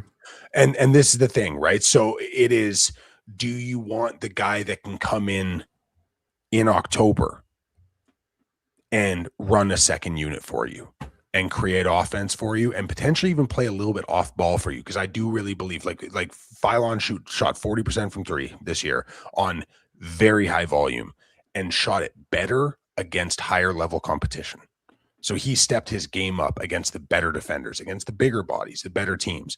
Mm-hmm. Philon's going to come in day one and be able to run your second unit and be like a real offensive hub, right, in his role. Okorie's going to need time. I think Okorie's going to have flashes of brilliance, and there's going to be nights where he's probably not playable. And like I said, like you were saying, this is one of those ones that you kind of have to squint at a little bit. But man, and part of that is the level of competition he faced. Now, he had mixed results against great teams. When he faced Duke, he kind of got exposed, right? Like he had a really, really hard time against Duke. He dropped 36 against North Carolina, though. You know what I mean? Like he has had good performances while being a guy who had to do everything for that team. So do you want the more polished, professional, ready to go point guard? Or do you want that coin flip lottery ticket where if it hits, you might end up with an all-NBA guy? And if it doesn't hit, you might end up with a guy that doesn't get a second contract in the NBA, because that is the high and low. It's a floor and ceiling conversation. His ceiling, way higher than Philon's, right? That true 100th percentile ceiling is higher. Philon's floor and median is so much higher, right? And that's that thing. So if you're drafting for a potential star at 19, Okorie, I understand that case, but the risk is tangible. Philon is going to come in and handle business for a playoff team day one. Right. And that's what makes this one fun. Like, that's what makes this one in particular really fun, because you couldn't really find two guards in this class who are more different. And yet they have so much in common. Yeah, absolutely. What I'll say is, Quaintance, Philon, there's like outside all-star impact upside in some of these guys, right? We didn't talk about Nate Ament, Kareem Lopez, because we got to get to the draft board, but I think there's like sneaky. This draft is probably the deepest I've ever seen from picks 10 to 22. It's not the deepest I've ever seen at the top. I think, if I had to rate it, picks 1 through 4 is an A, like a solid A. It's not an A plus, but it's an A. It's right up there with some of the better drafts I've ever evaluated. Picks 5 to 12 is kind of like a B, if that makes sense. But like 13 to 21 is like an A plus, like an A plus plus. Like there's legit lottery level talent sprinkled throughout that entire zone. And if a team goes out and picks Koa Pete at like 16 or something, Alan Graves at 17, well, now you're really sitting pretty, because one of these guys is really going to fall to you. So, I mean, as with all drafts, I'm positive some of these guys are going to flop spectacularly, right? I don't think there's anyone as bad as Joshua Primo in this draft, or something like that. But I mean, in fairness, Joshua Primo was supposed to be a second round pick. The Spurs just lost their damn minds. But yeah, like, I mean, I'm not really sure. Like, I think, how would I explain it? Miles Bridges, there's like 13 guys who could be as good as Miles Bridges, and that's a really good player. It's a strange draft, because like, if I look at my big board, I have only 28 guys with first round grades. So I don't have a ton of first round grades. Like there are draft classes I've had where I've had 34, 35 first round grades, like just incredibly deep. I only have, for guys with guaranteed contract grades, I only have 40 dudes who I think are worth guaranteed contracts day one. The rest are all two ways. So like this second round is like, there's still potential, but like guys are real question marks. The second round depth is not great. The top four of this draft class is awesome. They all have pros and cons, blah, blah, blah. No prospects are perfect. Like I said, 5 through 14 for me is a tier. And again, I like 80% of everything about that 5 through 14 tier. But that 20% is weird, right? Like, I think 80% of Keaton Wagler is awesome. But that 20% could really, really mess that up, right? So it's just, this draft is interesting, because I might end up with, if like I said, if you squint, I might end up with 21, 22 names where I'm like, is there a non-zero chance that they could be an all-star at some point? Absolutely not. Right? Like there are some real high upsides in this. There are guys that have elite tools, but for every elite tool in this draft, there's a pretty high level question mark. So is Malik Thomas one of those guys that you have a first round grade on? No, I'm super low on Malik Thomas. I'm like that's one of the guys that is going to be, it's going to be an interesting debate. Now, part of this as well, I have a type, and I have a type that, for me, the floor of a really fun offensive player who does not provide much elsewhere else in the game unless they're physically scoring the basketball, I'm never going to value that skill set as highly as most people, just because there's so many other elements to the game. And for that skill set to affect winning, right? Not affect your fantasy team, not affect all-star game conversations, for that to actually affect winning, right? It's such a rare outcome. Like there are so few. Zuby Ejiofor? I have Zuby as a first round grade. Yeah. Because I think Zuby is a guy that, like I said, is it sexy? No. but I think Zuby's going to defend at a high level. I think he's switchable. I think he has versatility 4 through 5. I think he's tough as shit. I think he does shoot it better than people give him credit for. And if you told Zuby, hey, you're going to play 99% of every possession without touching that basketball, he'd say, yeah, cool. And he'd go and make the best of what he did. So something that you hear me talk about a lot is, can you be a superstar in your role? If the only thing you're good at is ball in hand, you better be a superstar in that role, because if you're bottom tier at that skill, this is the Brandon Ingram conversation. He is a heliocentric on-ball player who's not a great passer and doesn't affect much anywhere else on the court unless ball is in hand. But he's not elite at that. Like list the guys in basketball who you'd rather have in that role than Brandon Ingram, and you will name 25, 30 names.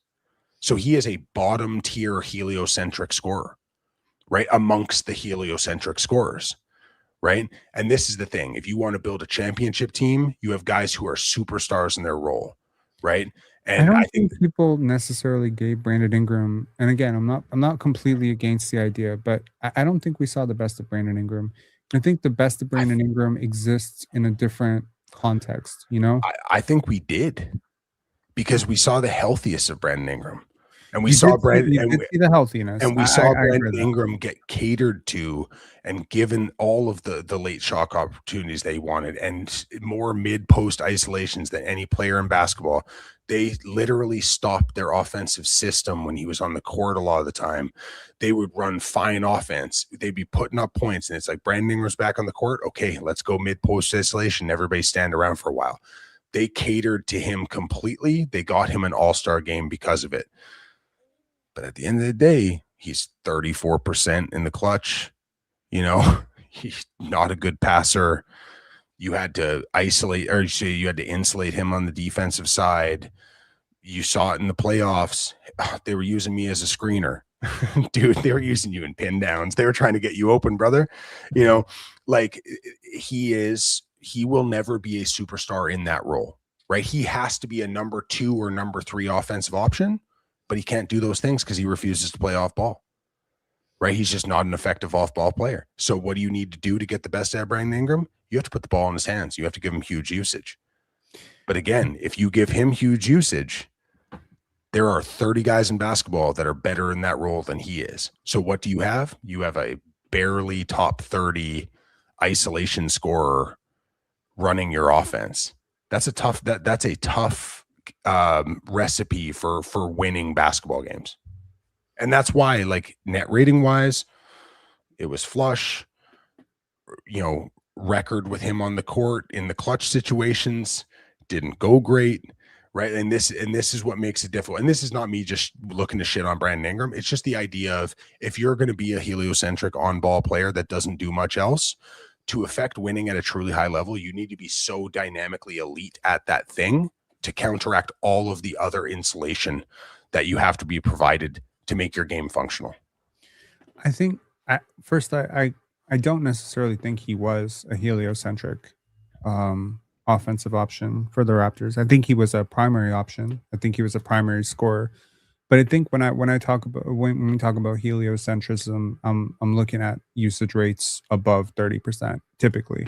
I'm looking at Luka. I'm looking at guys who pound the dribble. I'm talking about guys who milk possessions. And I think, you know, the encouraging things for Brandon Ingram were he bought it on defense. He was a much better rim protector and rebounder than he's been in years past. And that, you know, at least there were moments in time where he attempted to play off of curls and, you know, pin downs. I think the thing with Ingram is the Raptors gassed him up to the point where he felt like he was coming in to be a superstar. And I think I hope, again, this is just a prayer. I hope that the playoffs were a humbling experience for him, where he realizes where the ball's got to be. And, you know, maybe this is one of those situations where Scotty needs to hear it from an all-star. He needs to hear from an all-star, bro, you're our guy, right? There's a reason you're introduced last. Go take us home. Let me be your Chris Middleton. You go be Giannis, right? And in that situation, I think his gravity, like whether you think he's the 30th best, you know, or the worst heliocentric scorer in the NBA, I assure you, teams do not agree. The worst, but well, one of the worst. And it's the thing, like the other team does not agree, because if a team were to let him just cook one-on-one, it's over for them. And I don't think like he got I think he was defended like he was the Raptors' best player. But why was he defended? Because he was the Raptors' best player when he had the ball. Well, Because he largely because he's slow to read, and can't make secondary reads, so you can. Right? well, That's not hope. a comment on the skill of Brandon Ingram. That's a bet on what he's not good at, as much as it's a bet against what he is good at. Believe it or right? not, I've made this exact argument myself. No, I know. Multiple times. And that's the difficulty, right? And we're also talking about a player who the conversation that's frustrating with me with Brandon Ingram is maybe this will be the humbling experience that makes him, because this has been a conversation that's been going on for a decade. This is a guy who's going to be 29 years old in his 11th year in the NBA, right? Like, this isn't a guy in his 4th year. This isn't a 23-year-old who's still figuring it out. This is a guy who is, even according to his agent, making significantly more money than anybody in the world was going to pay him, given an opportunity in a role that nobody else was really going to provide him for that wage. And he is closer to 30 than 25.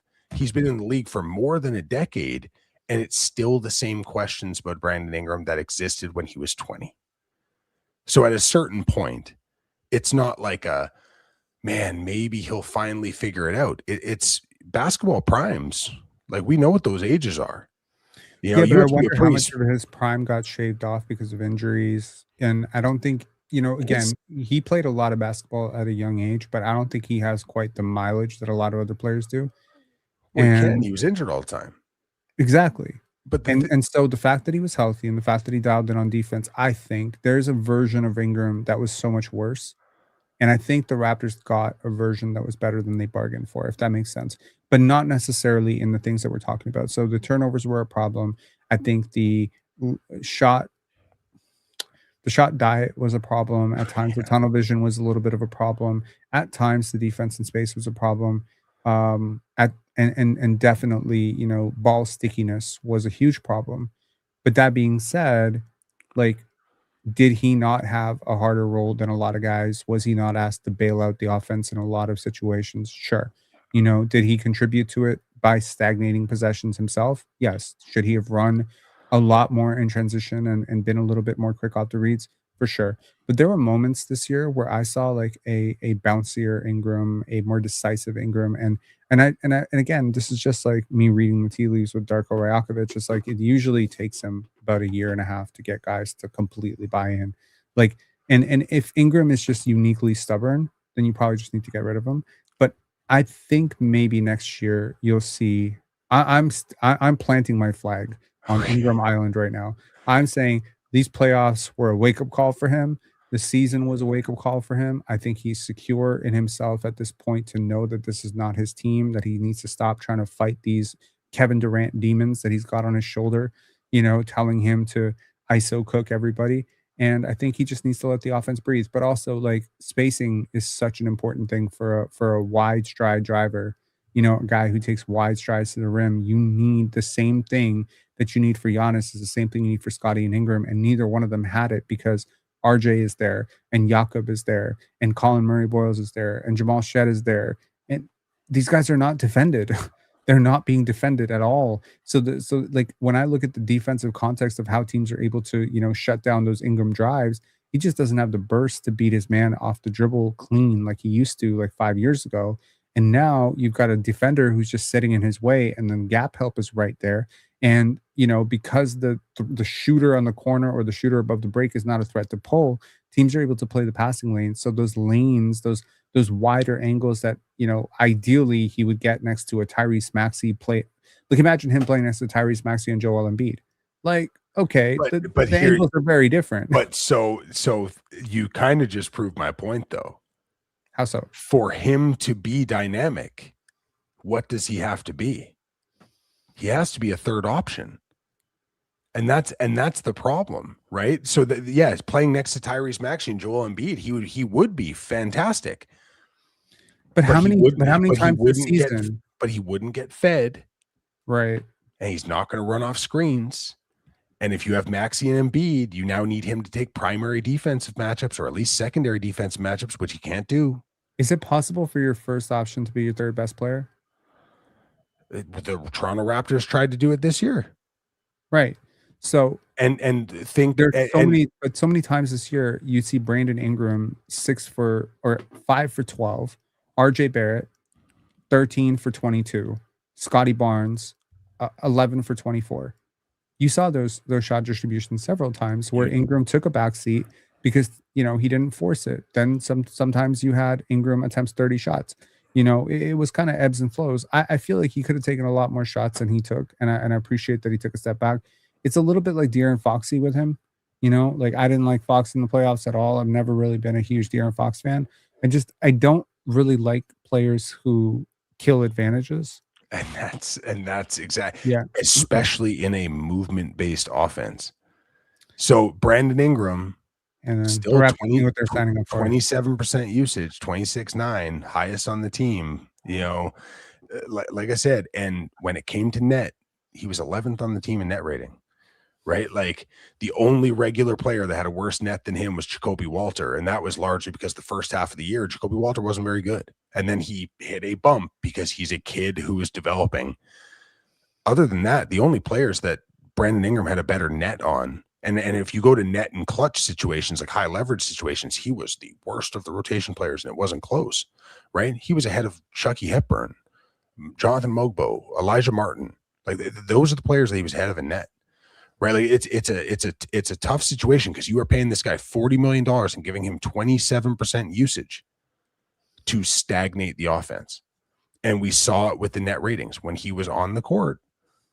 Yeah, our offense got better, kinda, but he's just. And the other thing too is like did the playoffs humble him?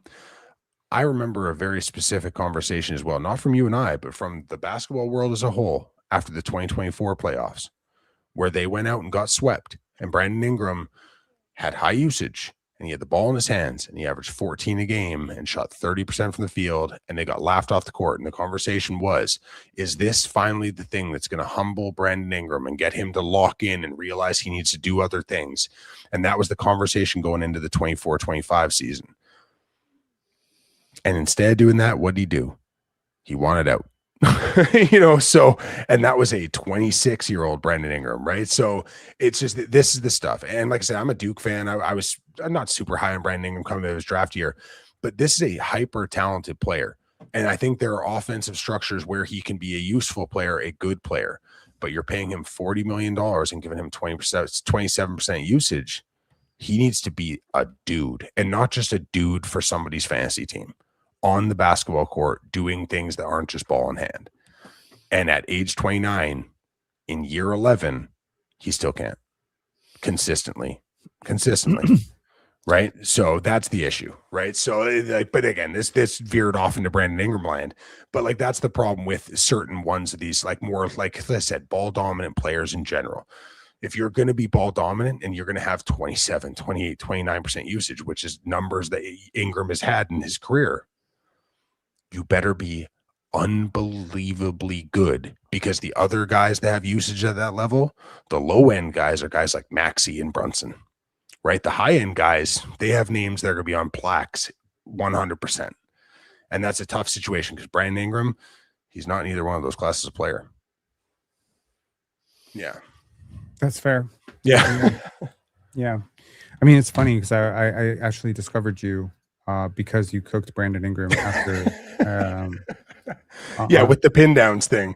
The pin downs thing. I went off on that. I hated that. That's the first time I ever used Coach Canvas on a TikTok video, I think, or an Instagram video or whatever. What's Coach Canvas? It's the app that I use for the basketball team I coach, so you can do digital plays and like drop digital plays and stuff like that. So I made a series of videos, one about Brandon Ingram and what he was saying, and then a follow-up video basically drawing up actions showing what the Raptors were attempting to do that he didn't want to. Yeah, so yeah. Interesting. Yeah. Well, I mean, we got him, and we paid the 5th overall pick in this year's draft for him. And so that's fun. How many first round picks would you have to attach to get that 5th overall pick back? A whole lot of them. Trading firsts worked for the Raptors when they traded for Kawhi Leonard, and it also worked when they traded for Marc Gasol. It has not worked once since. So No, maybe it's the Raptors should just stop. It's been a disaster, So as a draft guy, it's always frustrating when you trade picks anyways, but especially in situations where you're like, oh, really didn't need to do that, because the Raptors could have, in the offseason, if they really wanted him, they could have done a sign and trade for salary match and probably got him if they were willing to offer the $40 million. Like, so they jumped the gun to beat the Atlanta Hawks to a race that the Atlanta Hawks didn't want to win. Well, I don't know if they would have had anything that the Pelicans would have valued over. Maybe not, but then that saves you a first round pick and $40 million. That's true too. Yeah. Okay. Terrace Reed and Henry Veesaar. Who are you higher on?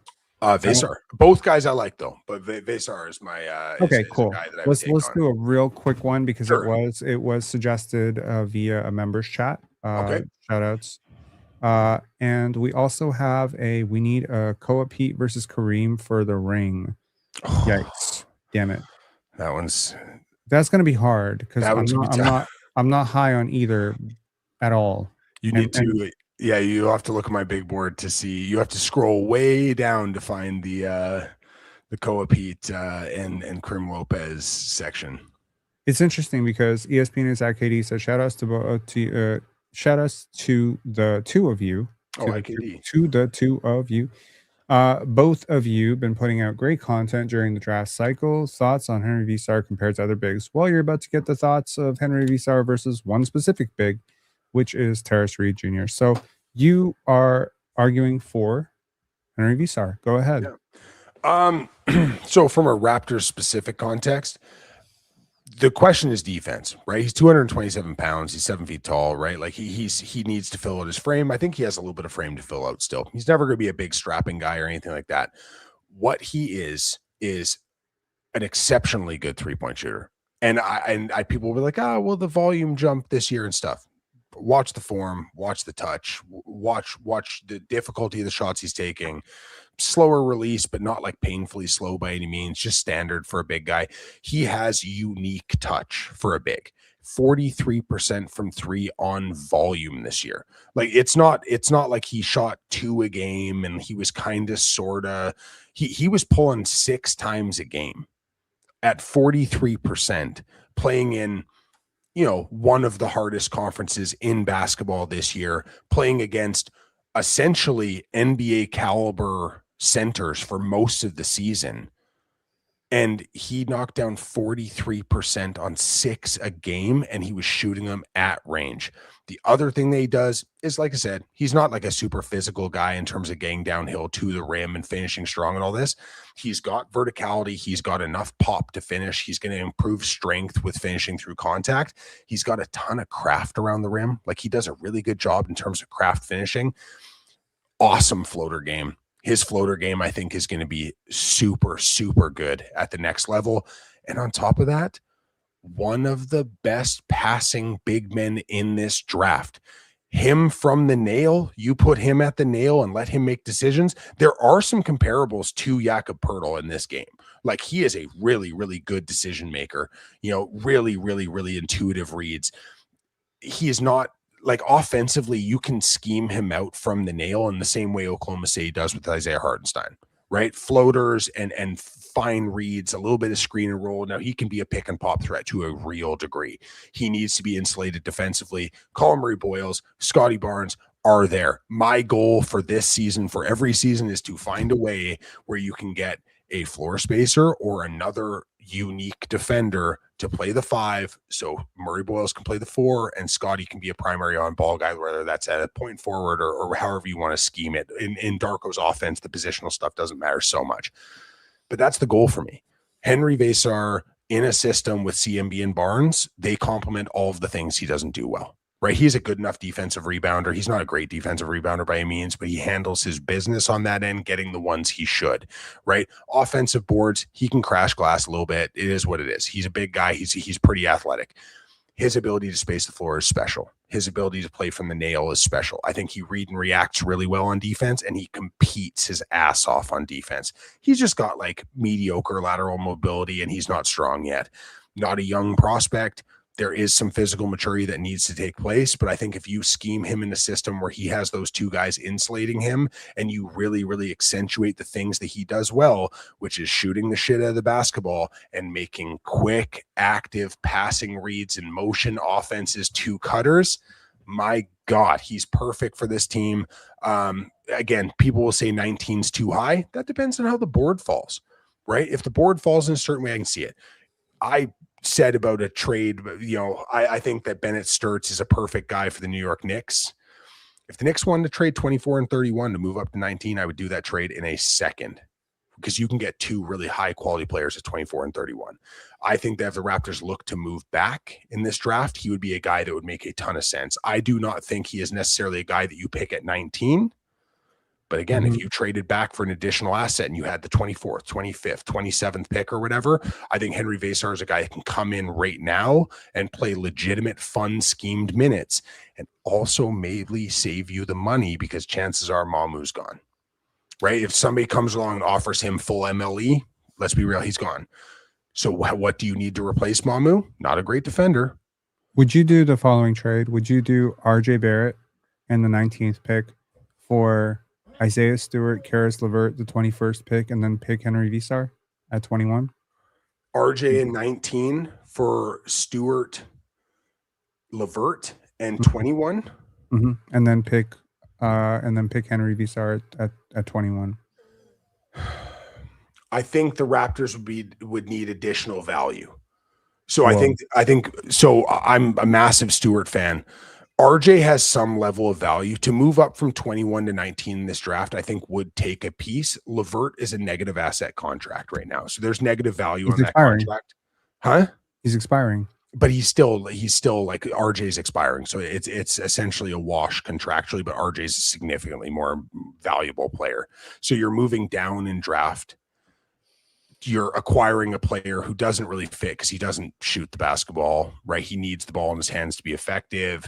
The defense has fallen off a cliff, and you're getting Isaiah Stewart, who's very valuable. You think RJ Barrett's a better shooter than Caris LeVert? On open, uncontested? Yeah. No, he over the last 3 years, he's way higher. LeVert's a functional offensive player, but he is a bench guard at the end of the day. I think if that was a different piece, I'd be more considering it. Now, if I need to look this up, because I feel like Detroit has a second round pick as well. While you look that up, let me make a case for Tyrus Reed. Sure. So, I mean, what have we seen at the NBA Finals level was we had two teams, and both of them had a big who was huge, right? A big who had the weight to kind of throw around. Luke Cornett, Mitchell Robinson. The ideal backup big is one who can push guys around, grab rebounds, give you a serviceable 15 minutes of disruption and physicality in the paint. And I think physicality in the paint is very important, especially from a role player. I think Tyrus Reed gives you that. Gives you a 7'4.5" wingspan, 6'11", and just a very functional basketball player from the classical perspective of what you need from a center. You need a rebounder, you need a shot blocker, you need a guy who's surprisingly nimble when he gets out on the perimeter. And oh, by the way, he also has really, really good feel for playmaking. Like, this is one of the more underrated things about this draft is there's a lot of bigs who have playmaking upside, and he's definitely one of them. Where I maybe am a little bit cautious and why I have him currently like right at the end of the first round, if not the early second round, therefore it's very difficult for me to make a case for him, is because I think that he is very prone to bad habits offensively. I think at 270 pounds, I expected him to dominate in ways that he didn't, dominate, finish in ways that he didn't finish. I expected him to adjust his usage to be more of a role guy, whereas he, somehow just melted into post-ups very often and just wasn't like a very efficient brand of basketball, almost like he didn't know what era he was playing in.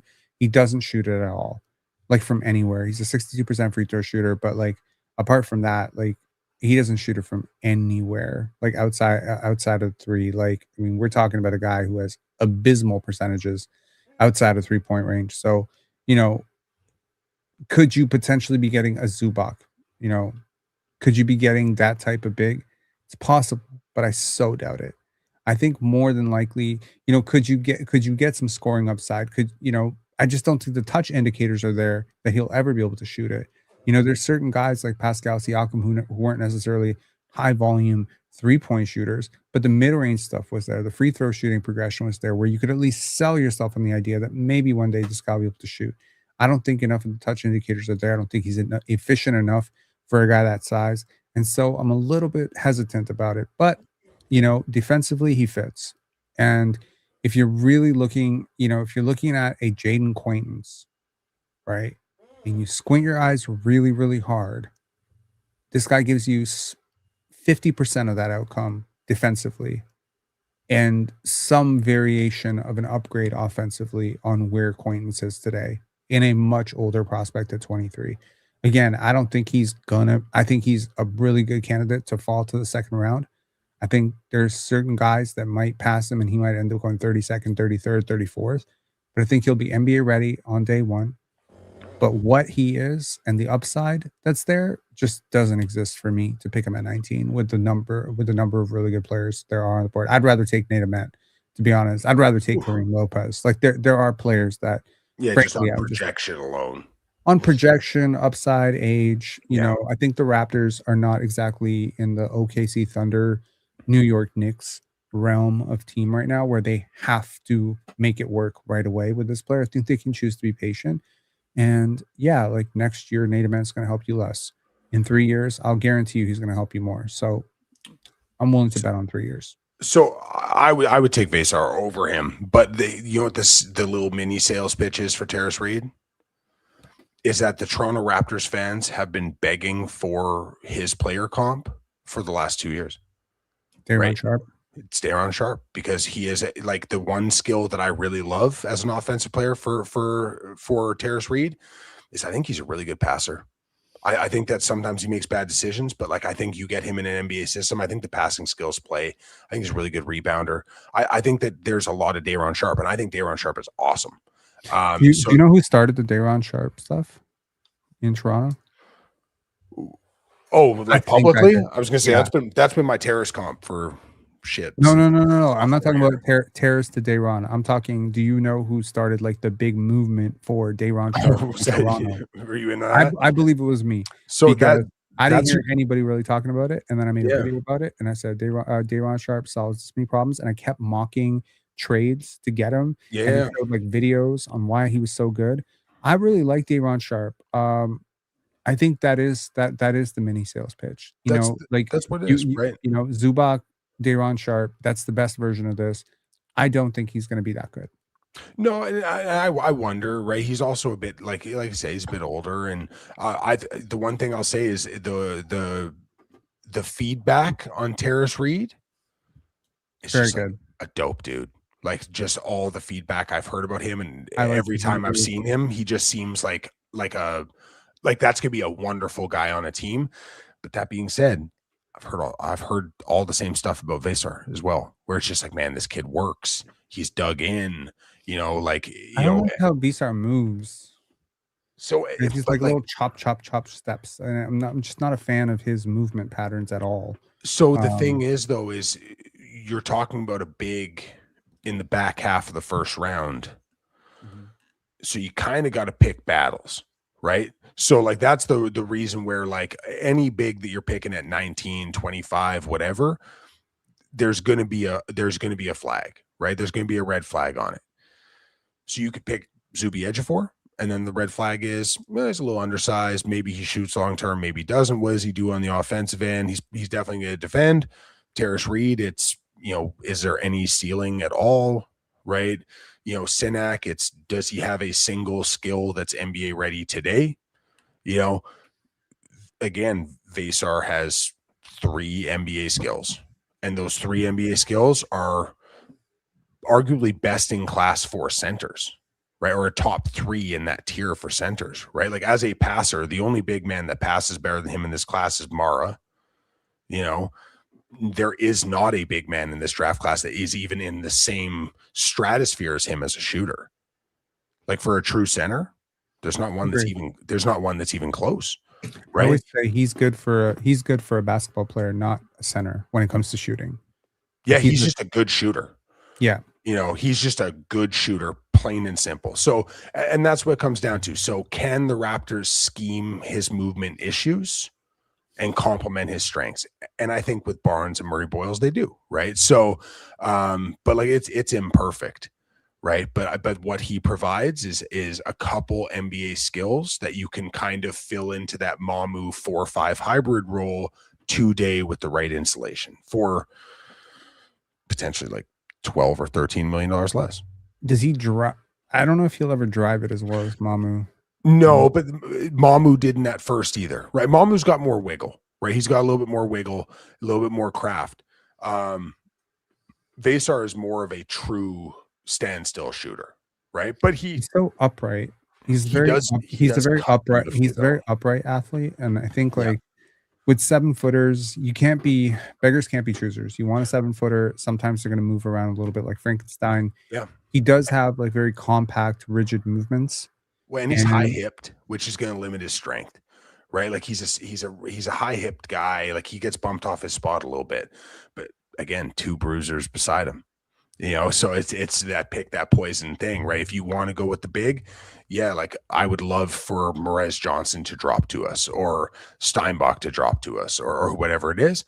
If the board falls a certain way, I think trading down, getting multiple assets and picking up a player like that, I think that he's somebody who can come in and functionally play in a rotation, right? That's not 30 minutes a game, but he's a guy you can come in, you can plug into 14 to 18 minutes a game in his rookie year, and I think he can be functionally useful. Right. And then there's still a little bit of ceiling beyond that because he has an elite skill.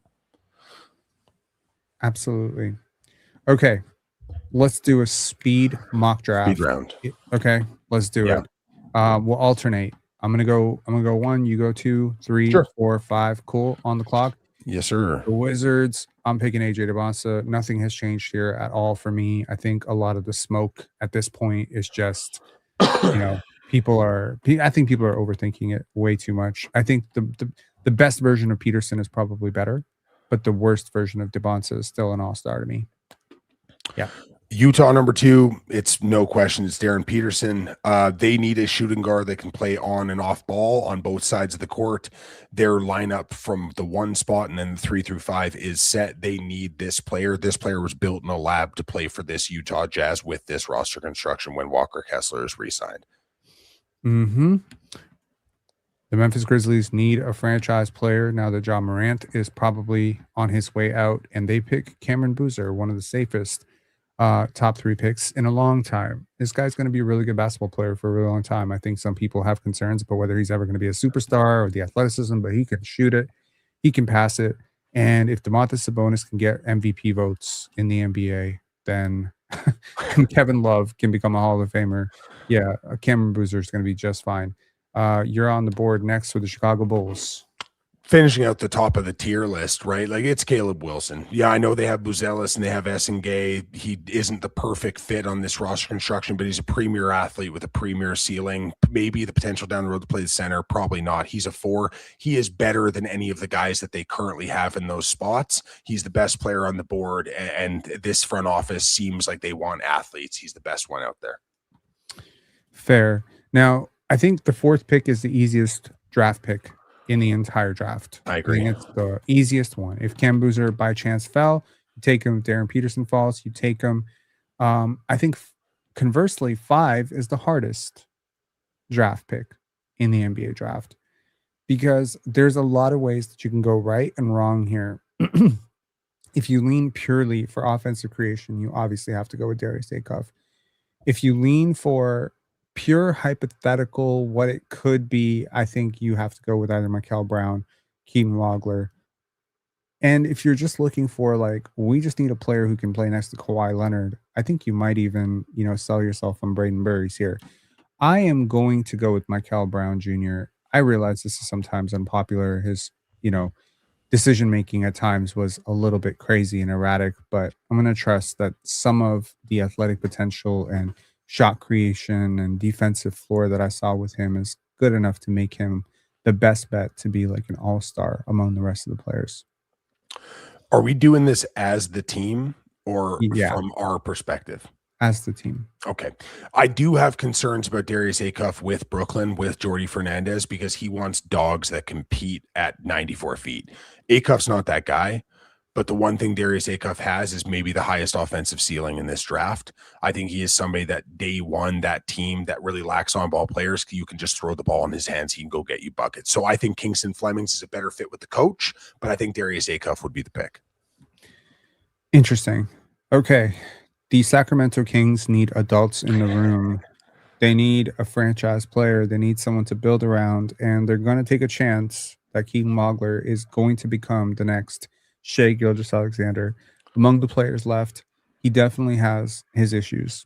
Okay, he's very slight of frame. Notably, he's now over 180 pounds. But when he, showed up to Illinois, I don't think I saw the season that he had. Like I didn't see that coming at all. He caught me off guard, and he No. was really fun to watch.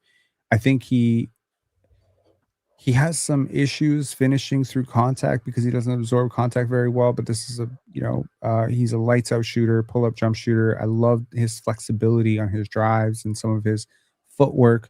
I actually wonder, you said LeBaron Philon had like great feet. How did you feel about Keaton Wagler's feet? On gathers and step backs, and so his step back feet, man, it's wonderful to watch. And again, another elite decelerator. Not a ton of burst, but again, that deceleration can be more important than the acceleration sometimes. Absolutely. Okay, number 8, the Atlanta Hawks are on the board. Where are you going? They could use an offensive hub as a guard, but they could also use a true big. Onyeka Okongwu can play kind of a hybrid role. This is way higher than I have him on my board, not significantly, but like above. But the Atlanta Hawks drafted Mara. 7'3" with a 7'6" wingspan. And a super creative passer with all of the off-ball cutters that they have. I think he fills out their offensive scheme really well. And they just re-signed CJ McCollum to a one-year deal. So, I mean, at least I'm not sure if that's tipping their hand that they're not going guard in the draft. I'm not necessarily sure that means very much. But, yeah, they're leaning towards they're going to be the team that takes either Yaxel Landipper or Morez Johnson or him. Yeah, if Acuff, Brown, or Wagler to a degree were to drop, there'd be a conversation because those guys are so high level with ball in hand. But I think Mara, based off the board, is the most natural fit. Absolutely. Okay, at number 9, I'm really debating 2 guys here, Braden Burries and Kingston Flemings, and I really like Kingston Flemings a lot more, and I have a feeling Masai will as well. Although it's exactly the opposite of the type of guy that Masai would typically draft because he doesn't have a plus wingspan. And so in a lot of ways, this feels like Kingston Flemings is the guy that Masai always passes on, but maybe he's learned his lesson from Desmond Bane. So I'm going to go with Kingston Flemings here. I'm assuming that the person running their draft war room is actually going to be a lot higher on Kingston Flemings than Masai will be. But Masai likes dogs. Masai likes guys who compete on both ends. Masai likes guys who come from good programs. And Kingston Flemings is all those guys, he is truly dynamic creator. He's a good mid-range shooter. And I think he pairs really well with Cooper Flagg. He's a really good passer too. The Bucks at 10, which is the worst case scenario for me. John Horst makes questionable decisions.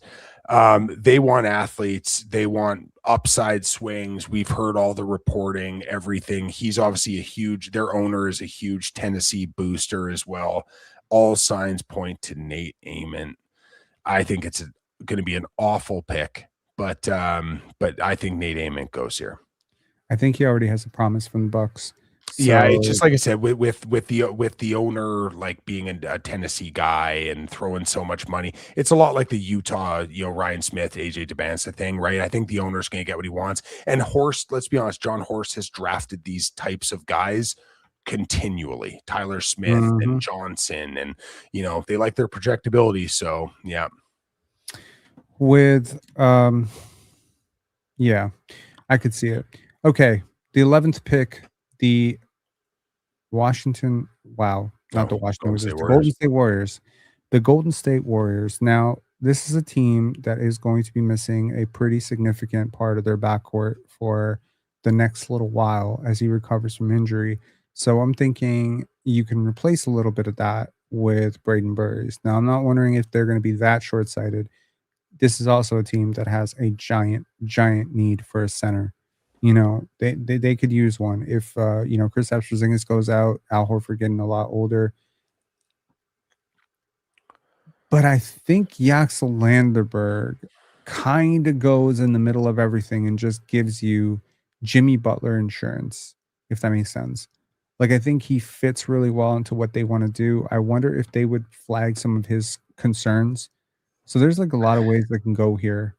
Um, I am gonna go with Braden Burrs.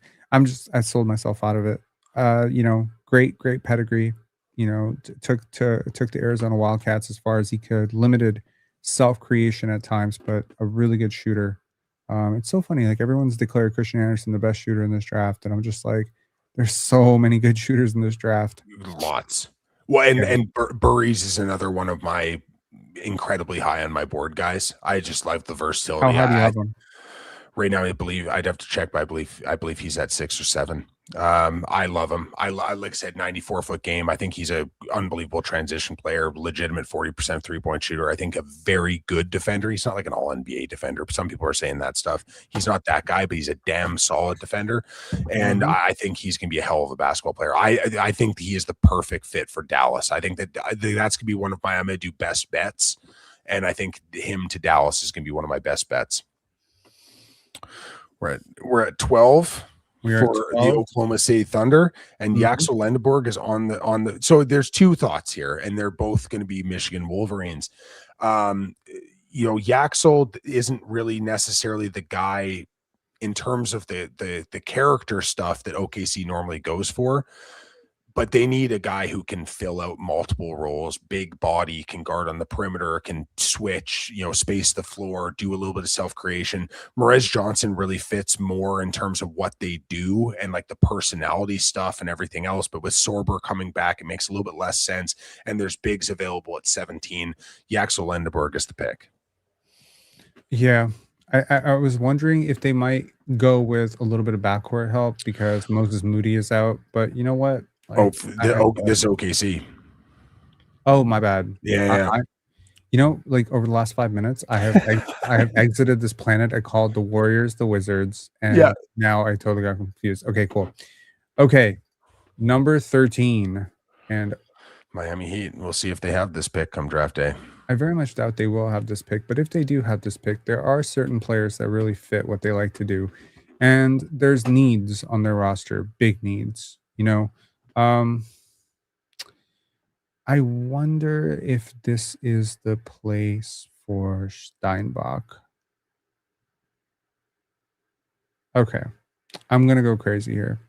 I'm gonna pick Christian Anderson. Picking Christian Anderson, number 13, the Miami Heat. Interesting. Feels like a player that they would be higher on than anybody else. They have Davion Mitchell at point guard. That cannot be tenable or the future.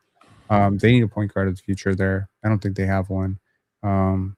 So yeah, and he kind of strikes me as a Christian. He strikes me as a Miami Heat type. I'm betting on being right here than being rational. Yeah. Hornets at 14, like I said, they're hunting bigs. There's two bigs that make a ton of sense for them. If they want that 4-5 versatility, Morez Johnson's one of those guys, depending on how they feel about Miles Bridges going into the future. I have my own thoughts about Miles Bridges. Or Hans Steinbach if they want, like I said, Diabate played great. He's skinny. Kalkbrenner is big but skinny, and there's a limited kind of ceiling with both those players, especially in the offensive end. The ability of Hans Steinbach to rebound the basketball, provide size, potentially shoot long-term, gives them a ton. Morez Johnson fits a lot of their defensive identity, but not as much on the offensive side. Hans Steinbach goes 14 to the Charlotte Hornets. I think that makes a lot of sense with how they play. That makes a lot of sense. And you really did the lottery. We did the lottery. Hold on. We can refile that quick. Hold on. There you go, First round. My bad. It's okay. I did that on my first mock that I did. Okay, hang on. We did 1. Yeah. And then Peterson. We did 2. We did 3. anticlimactic for Raptor fans waiting for who falls to 19. Like, go fuck building the tension. yourself. Building the Okay. tension. At 5, you we picked went Waddler. No, Brown. you picked Mikal Brown. You picked Darius Acuff 6. Yep. We're just doing a memory test here. Yeah. At 7 was Sacramento Kings, and they picked Logler. At 8, they picked Mara. You picked Mara. At 9, I picked Kingston Flemings. Yep. No, I picked Braden Burries. No, you picked 9. You picked Fleming. I did pick. Wow, short-term memory failing. I got it. Don't worry. You picked Nate Ament. Sucks. Okay. At 11, the Golden State Warriors picked Jasper Landerberg. No, it's Burries. Oh. No, you can hit continue and then you hit go back. So you know what? We're just gonna go with it. Okay. At 13, we're flipping the pick. Okay, at 13. No, hold on. How do I go back? 13 was Christian Anderson. There's at the top. There's undo previous pick. So just hit that and then do it one more time. There we go. Okay, Grandma Rob. Okay, cool. Okay, at 11, Braden Burries. At 12, 12 to Oklahoma City was Yax. Yaxel Landerberg. 13 was Christian Anderson.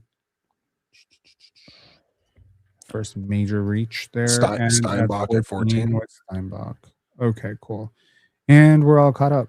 And it only took a 2-minute detour. Yeah, it was a great live stream. It was just a lottery recap, guys. We were just recapping the lottery for you. That exactly was it. That was not because I told. Okay, at 15, the Chicago Bulls, after picking Caleb Wilson with their first pick, who are they going with their second pick? And you made the last pick. This is me. Yeah. So I am picking for the Chicago Bulls. You know what? I'm gonna go with Morez Johnson here. Okay, double big. I like it.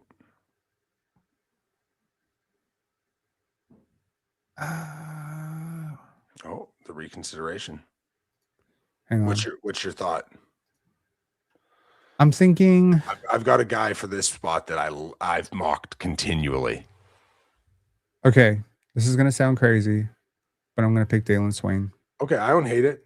But the guy that I continually mock for them after Caleb Wilson is Cam Carr.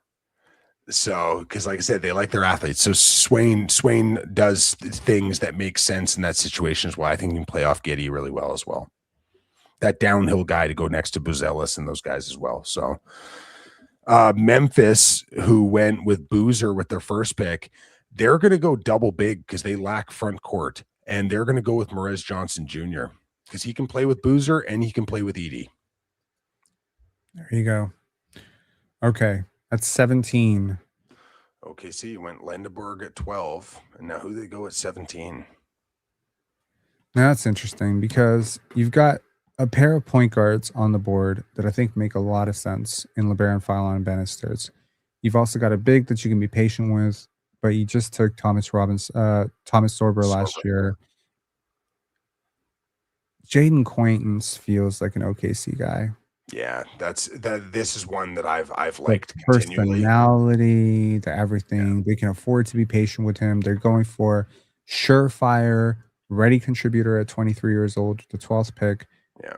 Can they bet? This is similar to what they did with Ousmane Dieng and Jay Will, right? And Topic and Sorber, same thing. They're willing to redshirt you for a year because they have the depth. Yeah, I get it. Okay, Jaden Quaintance, you're going 17. I totally see this. Okay. So the Hornets at 18. So this one for me is they may or may not want to pay Kobe White. It's a lot of money for Kobe White, right? To be a backup guard for them. I think there are opportunities for them to pick another guard. And what do they want? They want explosive guards who get downhill, who can attack the rim. And this is higher than I have him on my board. But this is a spot where I really like Ibuka Okorie. I can see it. Because he's not, he's more of the explosive guard. Philon makes a little bit less sense for them. Okay. Moment of truth for me. This sucks. This is so, and this is a moment too where your guy's on the board and my guy's on the board, and it's a battle of wills, and you got the odd numbers. So you'll see who's base you disappoint more. Because you have a moment this is your put up or shut up moment, Okay. So names that should get consideration here. Let's just go through the list. Some of these players have obviously exited the draft. Henry Veesaar, Zuby Ejiofor, Alan Graves, Malik Thomas, Terrace Reed Jr., Joshua Jefferson, Isaiah Evans, Chris Cenac Jr., Cam Carr, Koa Pete, Kareem Lopez, Bennett Stirtz, and LeBaron Philon. If the draft actually breaks this way, I think the Toronto Raptors have hit jackpot, because now I really am thinking I can move back, because there's 3 guys that I absolutely love right here.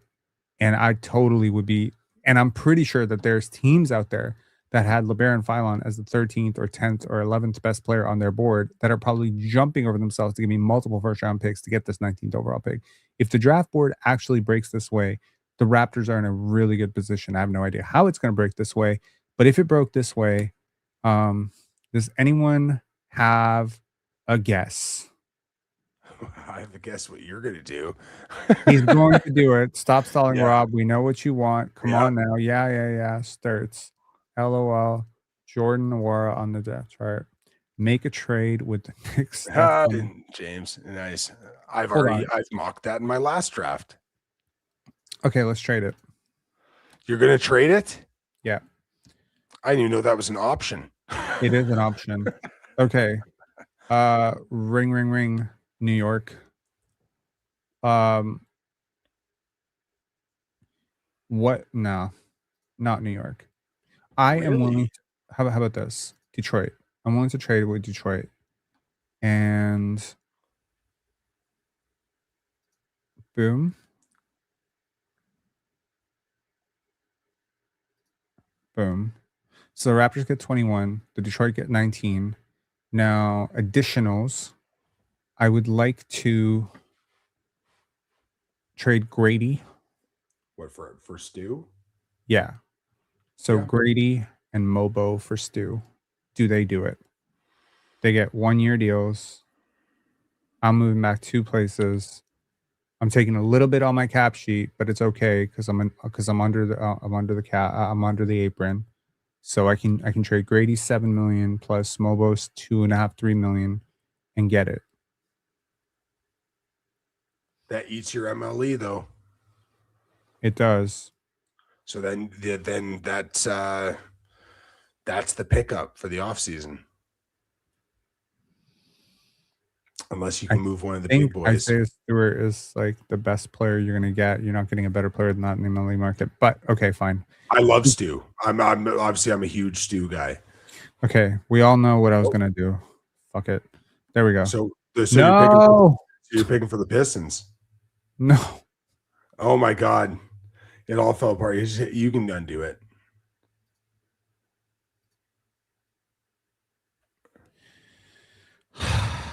So that was a Okorie.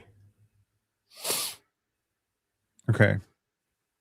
I genuinely don't know what I'd be rooting for at that point, because I certainly see the value. Oh, the highest guy on my board. You have to trade it back. Yeah. So you have trades, no trade backs with Toronto 21 for the 21st and the 19th.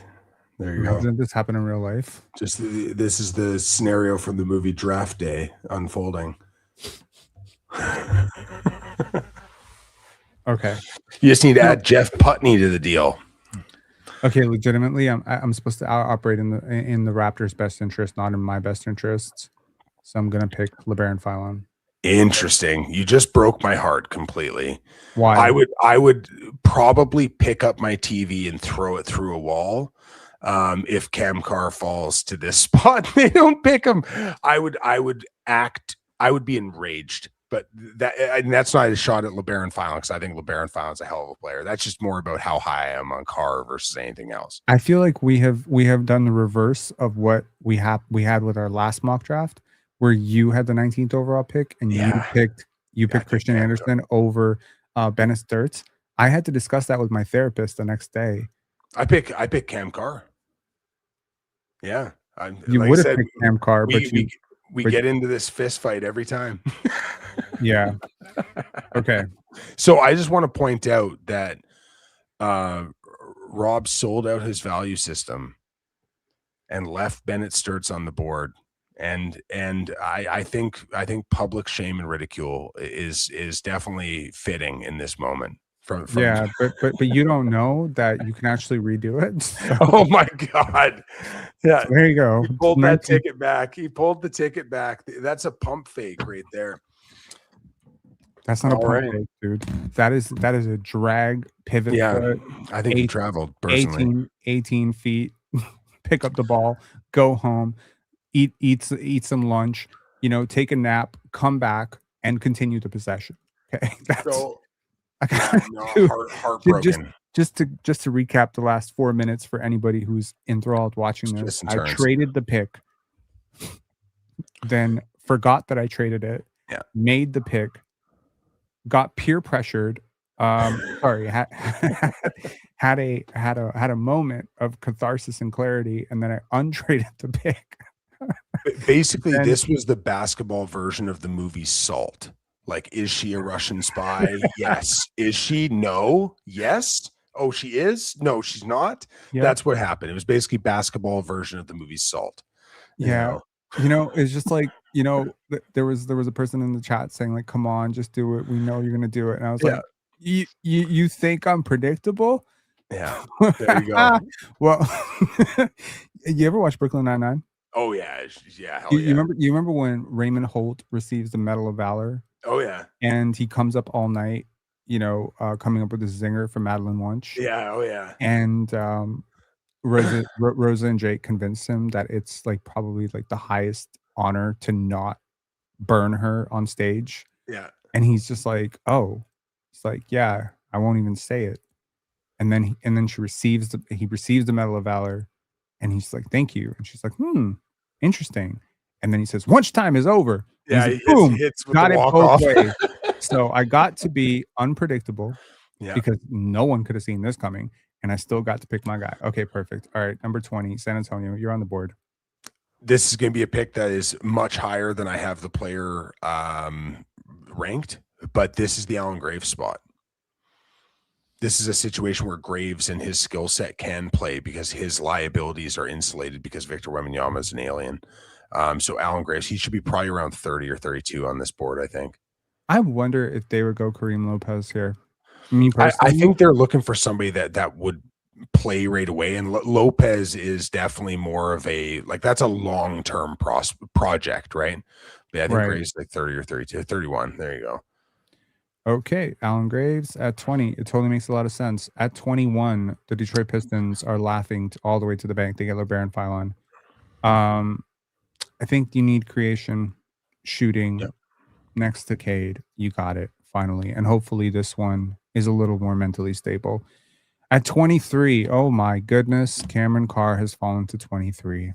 Oh, this is 22 with me in this Philadelphia 76ers, who will not pick Cam Carr because, like I said, it's crazy that he's sliding this far. But the right pick, again, despite the fact that I have him ranked significantly lower, with Joel Embiid being so perimeter centric at this point, they can have somebody who can play the dunker and can do all of the baseline to baseline stuff and all the physicality and the rebounding and defend a bit. And they need a 4, and Koa Pete's the guy. Damn, I do see it, but passing on Cam Carr here feels crazy. So the Atlanta Hawks will not. Yeah. The Atlanta Hawks will pick Cameron Carr and a front office that keeps batting perfect. Yeah. Continues to bat perfect. They pair Cameron Carr and Adai Mara in this draft. They walked in with pick 8 and pick 24. They maybe went a little bit high, but then they got a steal. Okay, number 25, the New York Knicks. What's the defending champion New York Knicks? My God, that's never going to get old. Scroll down ever so slightly. I just need to, because I believe. Please pick Malik Thomas just to troll them. I would never, ever pick Malik Thomas. in the first Okay. round. Like, there's a scenario where I could. Honestly, they need a big. They're probably going to lose Mitchell Robinson. Maybe they keep him, maybe they don't. But long term, they're going to need to figure that out. It's kind of really the options wise between Terrace Reed Jr. and Zuby Ejiofor.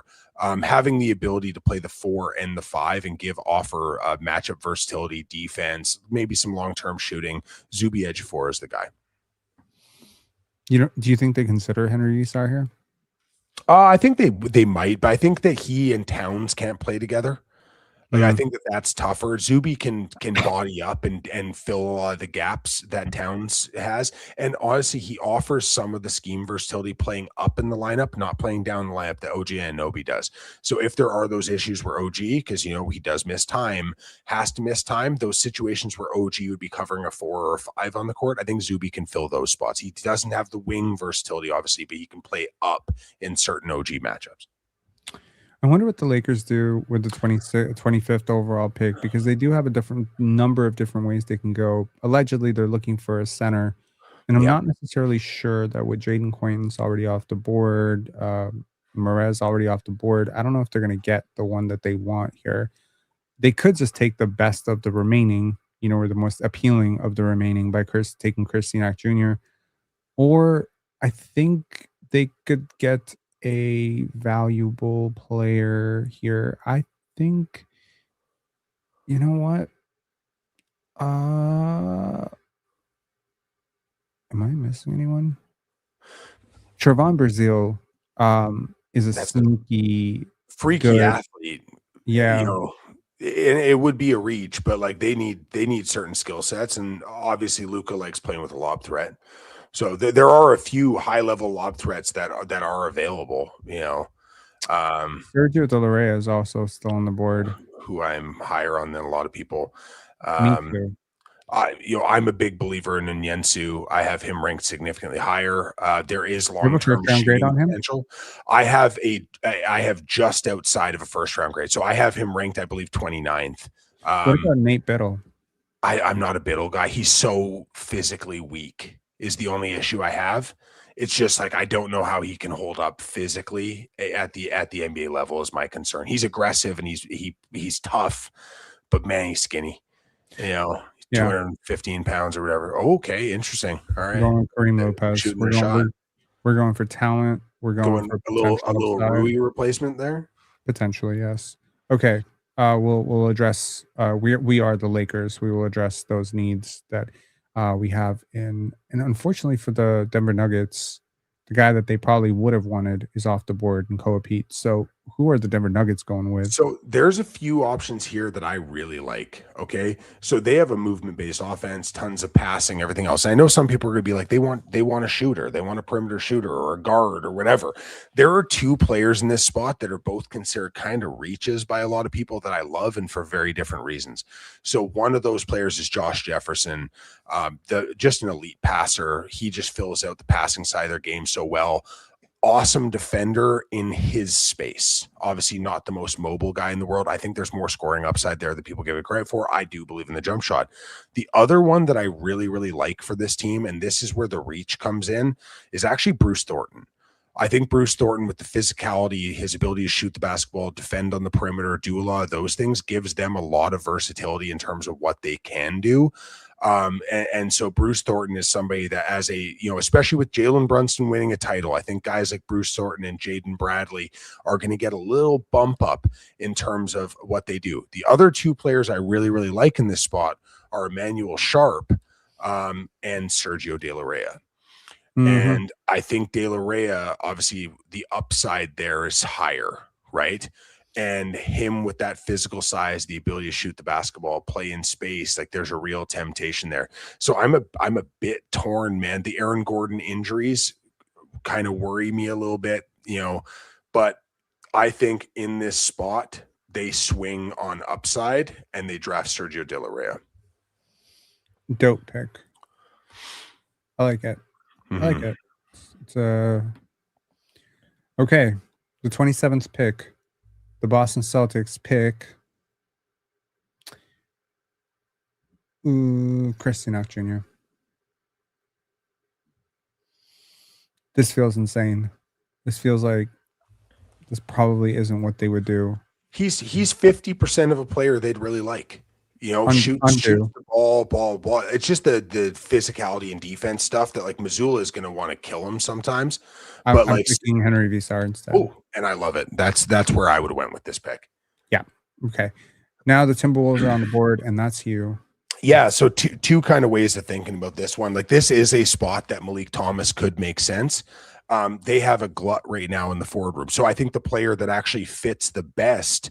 Oh, Aaron Wiggins just got traded. Interesting. But the player that fits the best schematically is Joshua Jefferson. I think Joshua Jefferson is a perfect fit in this scheme. But they really do want that secondary ball handler. And I know it's higher than most people will have him. But Bruce Thornton is gonna be the pick here. Like Malik Thomas is who a lot of people are gonna be yelling for as Isaiah Evans. They had real problems with true point guard spots, and AO does a lot, but AO is more of a combo. I genuinely believe that Bruce Thornton's stock is going up, and the Jalen Brunson winning a title thing. He's not Jalen Brunson. That's not what I'm saying. But Bruce Thornton is a hell of a good player. He shoots the ball from deep. He's a professional. He's physical. He defends. He's a leader. And that's a player that I just genuinely love right there at 55. I have Bruce Thornton, I believe, 31 on my board. The 29th pick, the Cleveland Cavaliers. Is this going to be the spot for Chris Cenac Jr.? It could be. I think they definitely go big. I think they're going to go with Terrace Reed. Chris Cenac is about to slip into the second round. My God. No, maybe. He's not. Maybe. He might. Masai might take him. So they pick Kingston Flemings with their first pick. Could they use a big-bodied wing? Yes. The one who played with him? Well, and could they use a player who really, really spaces the floor? And yes, they could, especially since like Flemings isn't necessarily the best shooter yet. This is higher than I have Isaiah Evans. Here, scroll down the board for me a little bit just to make sure I'm not missing anybody. I really like Ryan Conwell too. Keep going because I feel like Kadir Copeland is somebody who I really, really like, but this is too high for him. Trevon Brazile. This is a team. Sharp. Well, this is a team that, like I said, can be patient because they have some depth right now. The guy that makes sense for me, and I think the guy that you're going to have to wait for because of injury, is Richie Saunders. I think Richie Saunders is in that debate to be the best true shooter in this draft class. I think that his overall offensive creation is way better than people give credit for, and he competes his ass off on defense. I think he fits the culture of this team as well. Richie Saunders is a hell of a player, but they got to wait for him to heal up, and he's old. He is definitely old. Okay, yeah. Well, there is our board. Obviously, this is funny. Yeah, screwing up the entire board. Oh man, can't. Well, I think our with Cam Carr slipping to an ungodly range, and them just acquiring Aaron Wiggins, I don't think Cam Carr would get picked there at the end of the day. Now, I need to see what the trade details were on this because I was really hoping that Aaron Wiggins would somehow find his way to the Toronto Raptors. Yeah, I like Aaron Wiggins too. Aaron Wiggins for Grady Dick would have made a lot of sense. 2 seconds. You got traded for 2 seconds? Well, they need to cut the money, right? Yeah. So they need to be able to cut the money. So it's but this also signals for a lot of people talking. Yeah. Well, like OKC needs to cut the money, right? So Atlanta just got a perfect player for them, to fill out their kind of guard rotation as well. Guard wing, because like he can play up and down a little bit depending. But yeah, this definitely signals that Oklahoma City will probably be picking both of their first picks because with Wiggins going the direction that they're headed, I imagine Isaiah Joe gets moved next. Well, I think a lot of front offices can learn from Onsi Saleh. I think he's doing a great job. He's doing a great job, man. Asset collection, like I said, I've been yelling at the Toronto Raptors for years now about if you are good at asset collection, acquiring additional picks, additional bites at the apple, betting on positional size, high IQ processing, more and more, you're gonna continue to improve. Or you can trade first picks for inherently flawed, expensive players. One of those approaches. Yeah. It's uh yeah. Jay said Penn is a joke drafting prospects. I mean, I'm glad I made you laugh. Yeah, Jay, that's not very nice. Man, Swain really going to be a Thunder. I hate it here. Do we trade Grady? If you can move the money for free, the problem is that his number is big, right? Like, I know it's not massive, but 7.2 or whatever, 7.195 or something like that.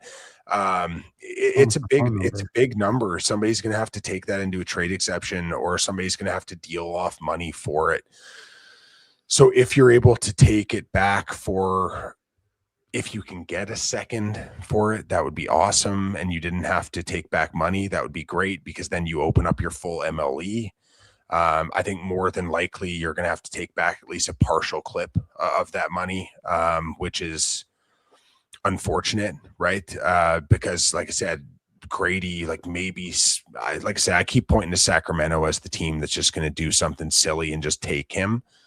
But like, if you can get a team to absorb it, but the problem is the teams that have the cap money to absorb that contract right now are the teams that are going to ask for draft capital back to take it. Chicago Bulls, Brooklyn, they're not going to do it for free. So I have a feeling that if you move Grady, it's going to be for essentially nothing, and you're trading away, the 50th pick along with it, maybe not future second, something like that, to eat that money. So again, the idea of trading away asset capital to bury mistakes, you can only do it so often before it hurts you bad. So maybe you can package him in a larger deal. The smoke around like RJ and stuff, there's no credible reporting about the RJ trade stuff right now. But if you're looking at a player that's $38 million, and you want to, move 19 in a future pick and RJ Barrett, you can use Grady Dick as a ballast there to up your salary number to maybe go get a more expensive player. But I think it's harder to trade Grady Dick for free than people think, and getting value for him. Like, if Bobby Webster gets him out for cap space and gets an asset back, honestly, I may have a whole lot of respect for the man. Yeah, for sure. Yeah. What are you doing on draft night? Let the people know where they can find you. So it seems like I'm going to be doing a live stream for draft night. Obviously, if you want to check out my channel, it's Cheap Seats 73 on all services, including YouTube. I've been building up a lot of content recently on YouTube, so I've been doing prospect breakdowns. So I think right now I've got 13 or 14 of those up, and a few mock drafts. I'm maybe doing another mock tomorrow, full 2-round mock. And then I'm also going to be putting on my big board tomorrow and doing a video about that prior to the draft, and hopefully a few more prospect profiles before we get into it. So if you want to check out more draft content, check me out on TikTok, Instagram, and YouTube's where I'm really trying to build it up right now.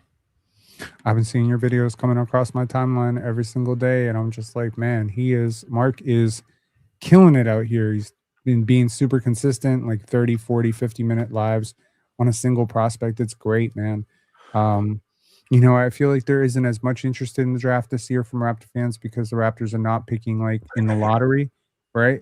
But I think there's a lot of talent in this range, and I genuinely feel like if the Raptors hit on this pick, it changes the trajectory for the next 3-4 years for sure. Well, and this is an area. Usually 19, you're getting a project, right? This is an opportunity at 19 in this draft to go get a rotation player, like maybe not a starter, but like a guy that can come in and impact. And that's a rare thing at 19, because usually it's a coin flip, right? So this draft class is special in the sense that you're going to get a real guy that can do real things, and day one, potentially. Is there the chance they draft somebody that's pure upside? Of course. But with the way that this front office has navigated, I think they're going to try to get a body who is affordable and playable and ready to go. Mm-hmm. Absolutely. Yeah. Penn and cheap seats like Jordan and Pippen. Okay. Cool. You take it. Who's who. Based on this episode, you are Jordan and I am like Harold Miner. Okay. Okay, Pen, when you get a chance, Google Nike Air Barrage Raptors. What you think of those? What are those? Those I shoes? imagine that's a shoe. Yeah. Nike I'm doing the Air same thing. Barrage Raptors. Okay. Also, by the way, happy. Oh shit! Wow. Those look like the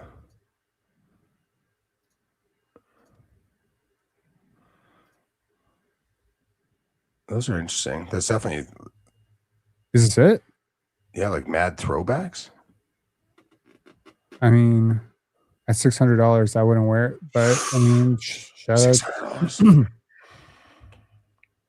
Tell you what, Teddy Hart, you super chat every single day for the next month, and I might be able to afford it. Okay, like, Man, we have different things. You know, I was excited because when I was in New York the last few days, I was able to find slides in my size, which never happens. So I was able to I bought 2 pairs of Under Armour slides for $20 a pair, and I was very, very like pumped. size 15, size 16. 17. Holy shit! Yeah, I'm a big lad. Yeah, I think what you're like 6'4", 6'5". Yeah. Yeah. I have size 12 shoes, so like it's always great. It's always great. I would hate to be a size 10 or a size 9 because you never ever have your shoes because that's the average foot size. Yeah, or once you get 14 and above. When you get 14 or above, you get clearance shoes, man. That's great. But No, not when you get my size, man. I have to go to the United States to buy shoes or order off of websites with insulting names. You know, that's insulting names. Yeah, I have to order if I'm because I buy a lot of basketball shoes. Like I wear a lot of basketball shoes. There's a great website for you. It's called freakyfeet.com. Dude, you know, that's one of them. And then clown Oddball. feet. Oddball.com is an American website that does Oddball. Large, yeah. So if you're another large lad that has giant feet, clownfeet.org. You ever got that too? Yeah. The big and tall feet. That's another one. I'm just making them up. They're probably all things that exist. You know what I mean? It seems like every one of these guys is insulting in some ways. I have a feeling like clownfeet.org wouldn't get off, especially the .org part. That's very you never know if that site's not about shoes. You know what I mean? Like that's the scary thing about the internet, you know. Not clownfeet.org. Yeah. Like that's weird. You know the first thing I thought when you said LeBaron Philon has great feet. Yeah, what? I thought yeah. Oh my god. Services. No, I thought Quentin Tarantino is going to cast him in his next film. Nice. We've really been able to merge a lot of movie talk into this one, eh? Yeah. Well, I run a film festival. Movies are on my mind. Shit, me too. Well, I don't run a film festival. Movies are always on my mind too. So yeah. Nice. Let the people know what's the best movie you've seen this month. Realistically, probably Obsession. I watched Obsession 2 weeks ago. I thought it was awesome. I thought it was a cool experience. So that would be front of mind right now. I've been kind of piling through the new one. So I saw Backrooms as well, which was very interesting. I had no reference to the YouTube series prior. My kids actually filled me in on that afterwards. I saw the preview for it like quite some time ago. I was very excited about that. And then I rewatched something the other day that I hadn't seen in a while. That was excellent as well. I can't remember what it was. Just a disappointing moment. Yeah, so earlier I said Adolescence. Did you hear Obsession? No, Adolescence. Okay, so yeah, it's not a movie. Obviously, it's a 4-part miniseries. Yeah. But I think that's definitely like one of the best things I've seen like this year. I think it like really poked home on like toxic masculinity and all that shit. Like it was good. Like how people become who they are. And like I said, if you want to see a unique filming style, I thought that 3rd episode of that miniseries, the one in the detention center second episode of that series was remarkable. The second one was at the school.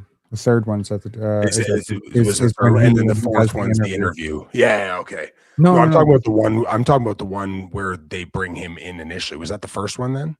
The first one's at the detention center. Yes, that truly was dynamic. Yeah. Basically, if they didn't get it right, If they didn't get it right, they had to start it all over. The whole thing. Yeah. Yeah. Have So you seen, because I've been piling through miniseries. I like miniseries a whole lot. Have you seen the night of? no.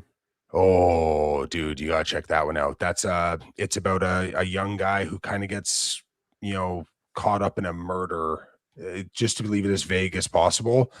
Just a random set of circumstance that leads him to being kind of a prime suspect for something. And that's another one that I watched recently. It's called The Night of, and I think it's 9 episodes, and was the remarkable tension in it. So that's another good one if you want to see another good miniseries. YouTube algorithm is now going to think this is a true crime podcast based on the ending, and it's going to categorize it as such, and then we're going to get all the JCS. I don't know if you've ever watched JCS Criminal Psychology. That shit is dope. Oh yeah. It's such an impressive YouTube channel. Unfortunately, Jim can't swim. Jim doesn't post very often, but yeah.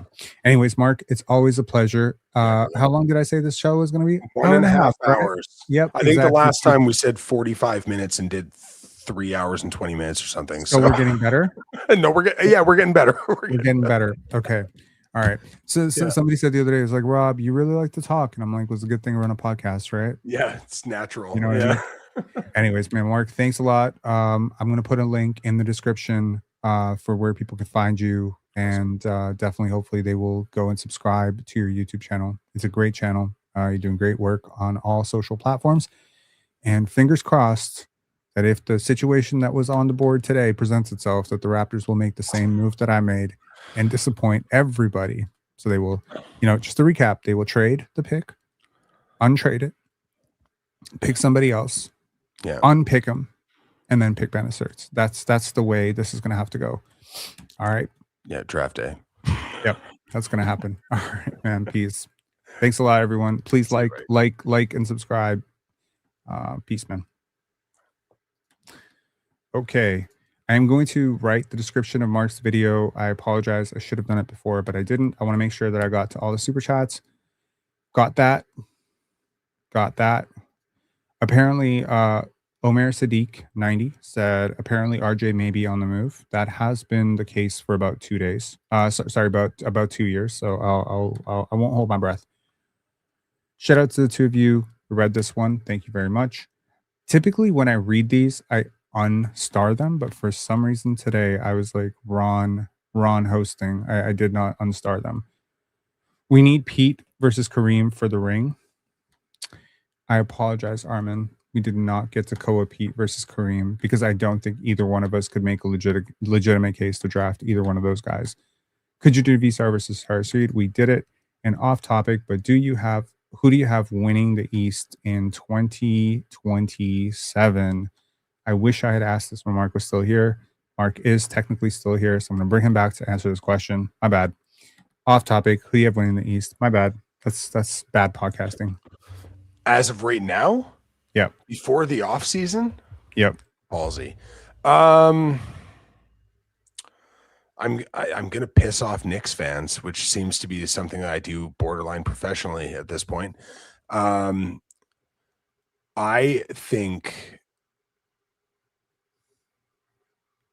I think that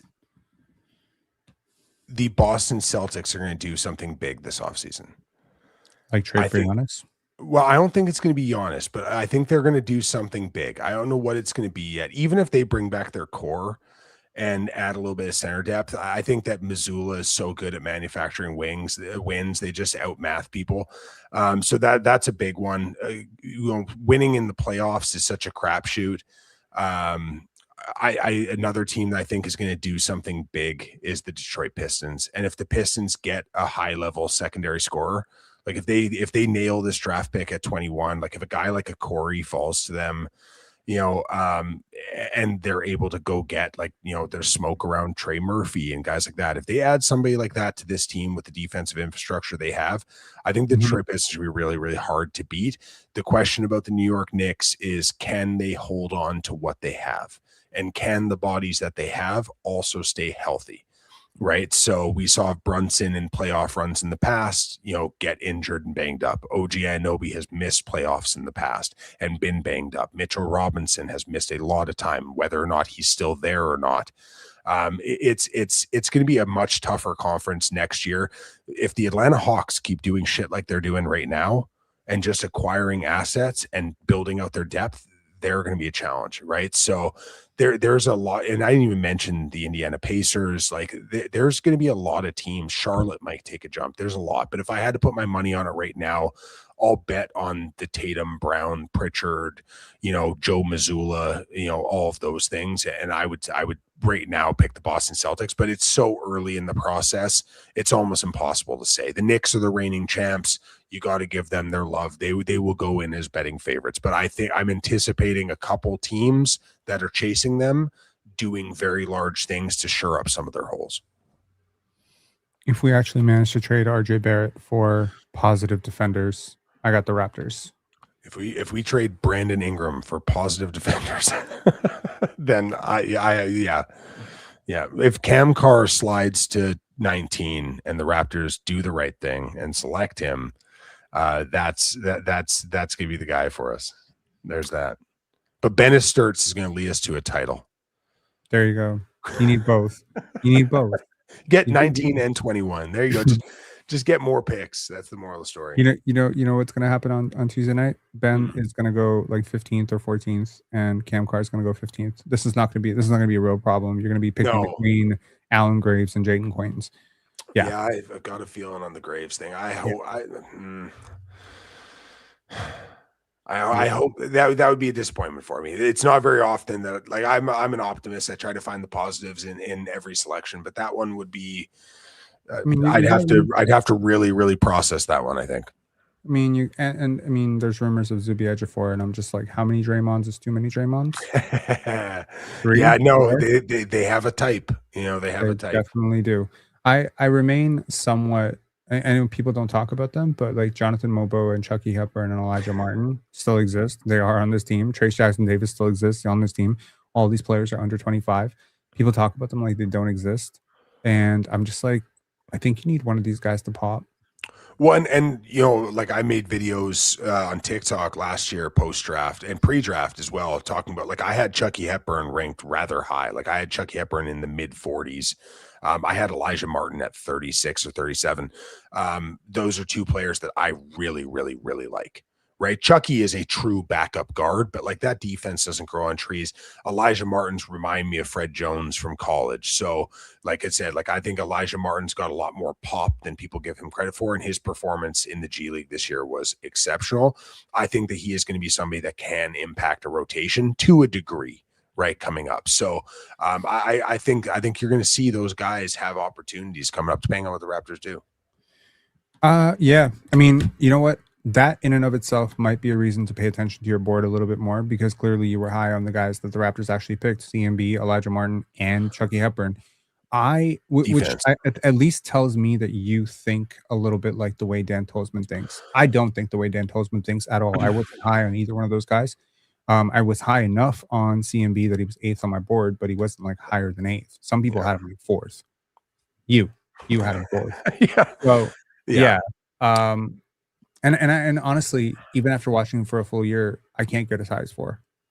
Yeah, and so again, it's all about what you value, right? So when it comes to the intangible stuff and the defensive value stuff, defense is not valued to the same degree that offense is, right? But elite defense is, right? And that's the difference, right? So if you view CMB as Rudy Gobert level, a great defender, then he's not worth a 4. If you view him as a first team all defense defender, then he can be.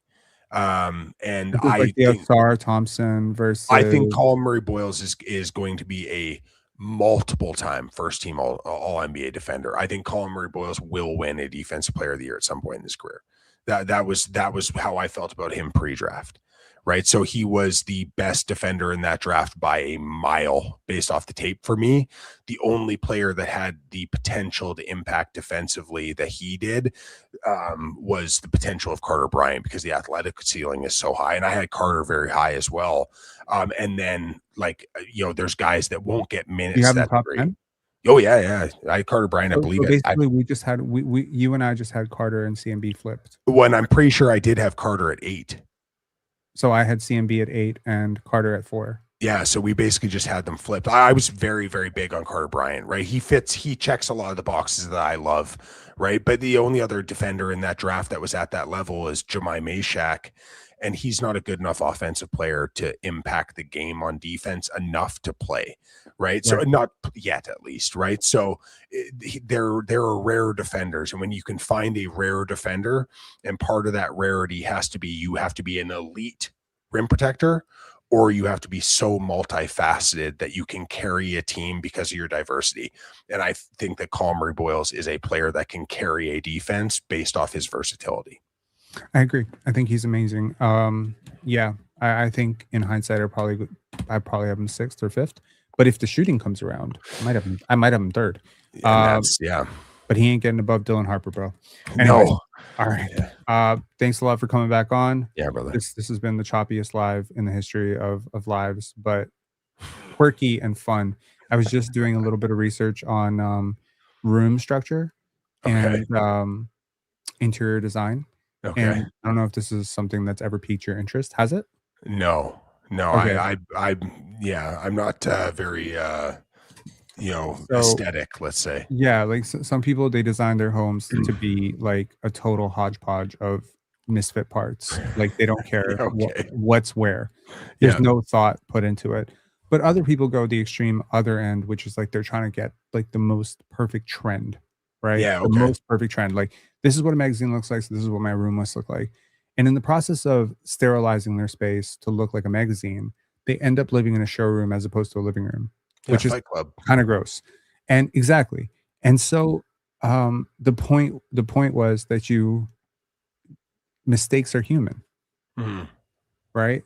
So they said 80%, 20%. So 80% is a structure, the perfect lines, the perfect cuts, the perfect colors, everything. And the 20% is you. That's your table that meant something, the lamp that you found at a garage sale, the carpet with a slight tear in it. That's what creates the personality and humanity of your thing. So I was thinking about that as it pertains to like podcasts, and it's like to err is human, you know what I mean? To make little mistakes, to get things wrong. And I think like with draft evaluation, we're all going to be really wrong, right? Like so everyone's going to be really wrong. Sam Presti's going to be wrong, you know?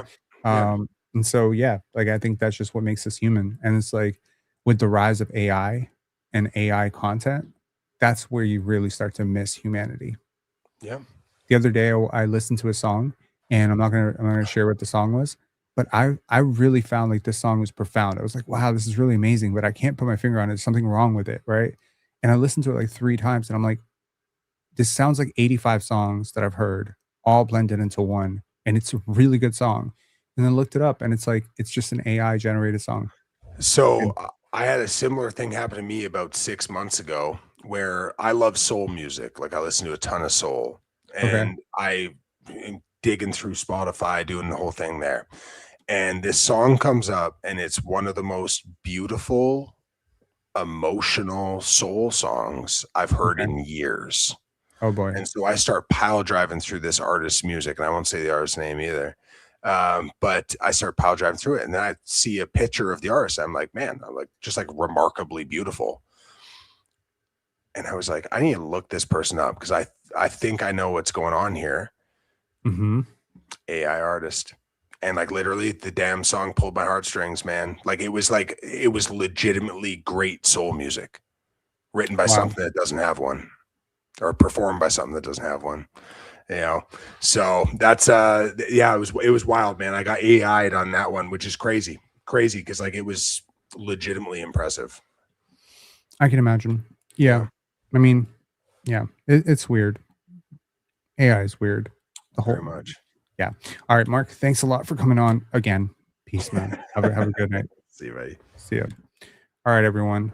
As I mentioned before, I will add the description from our channel underneath in about 2 minutes. Thank you, guys. Someone said a crazy sign of the times. Absolutely.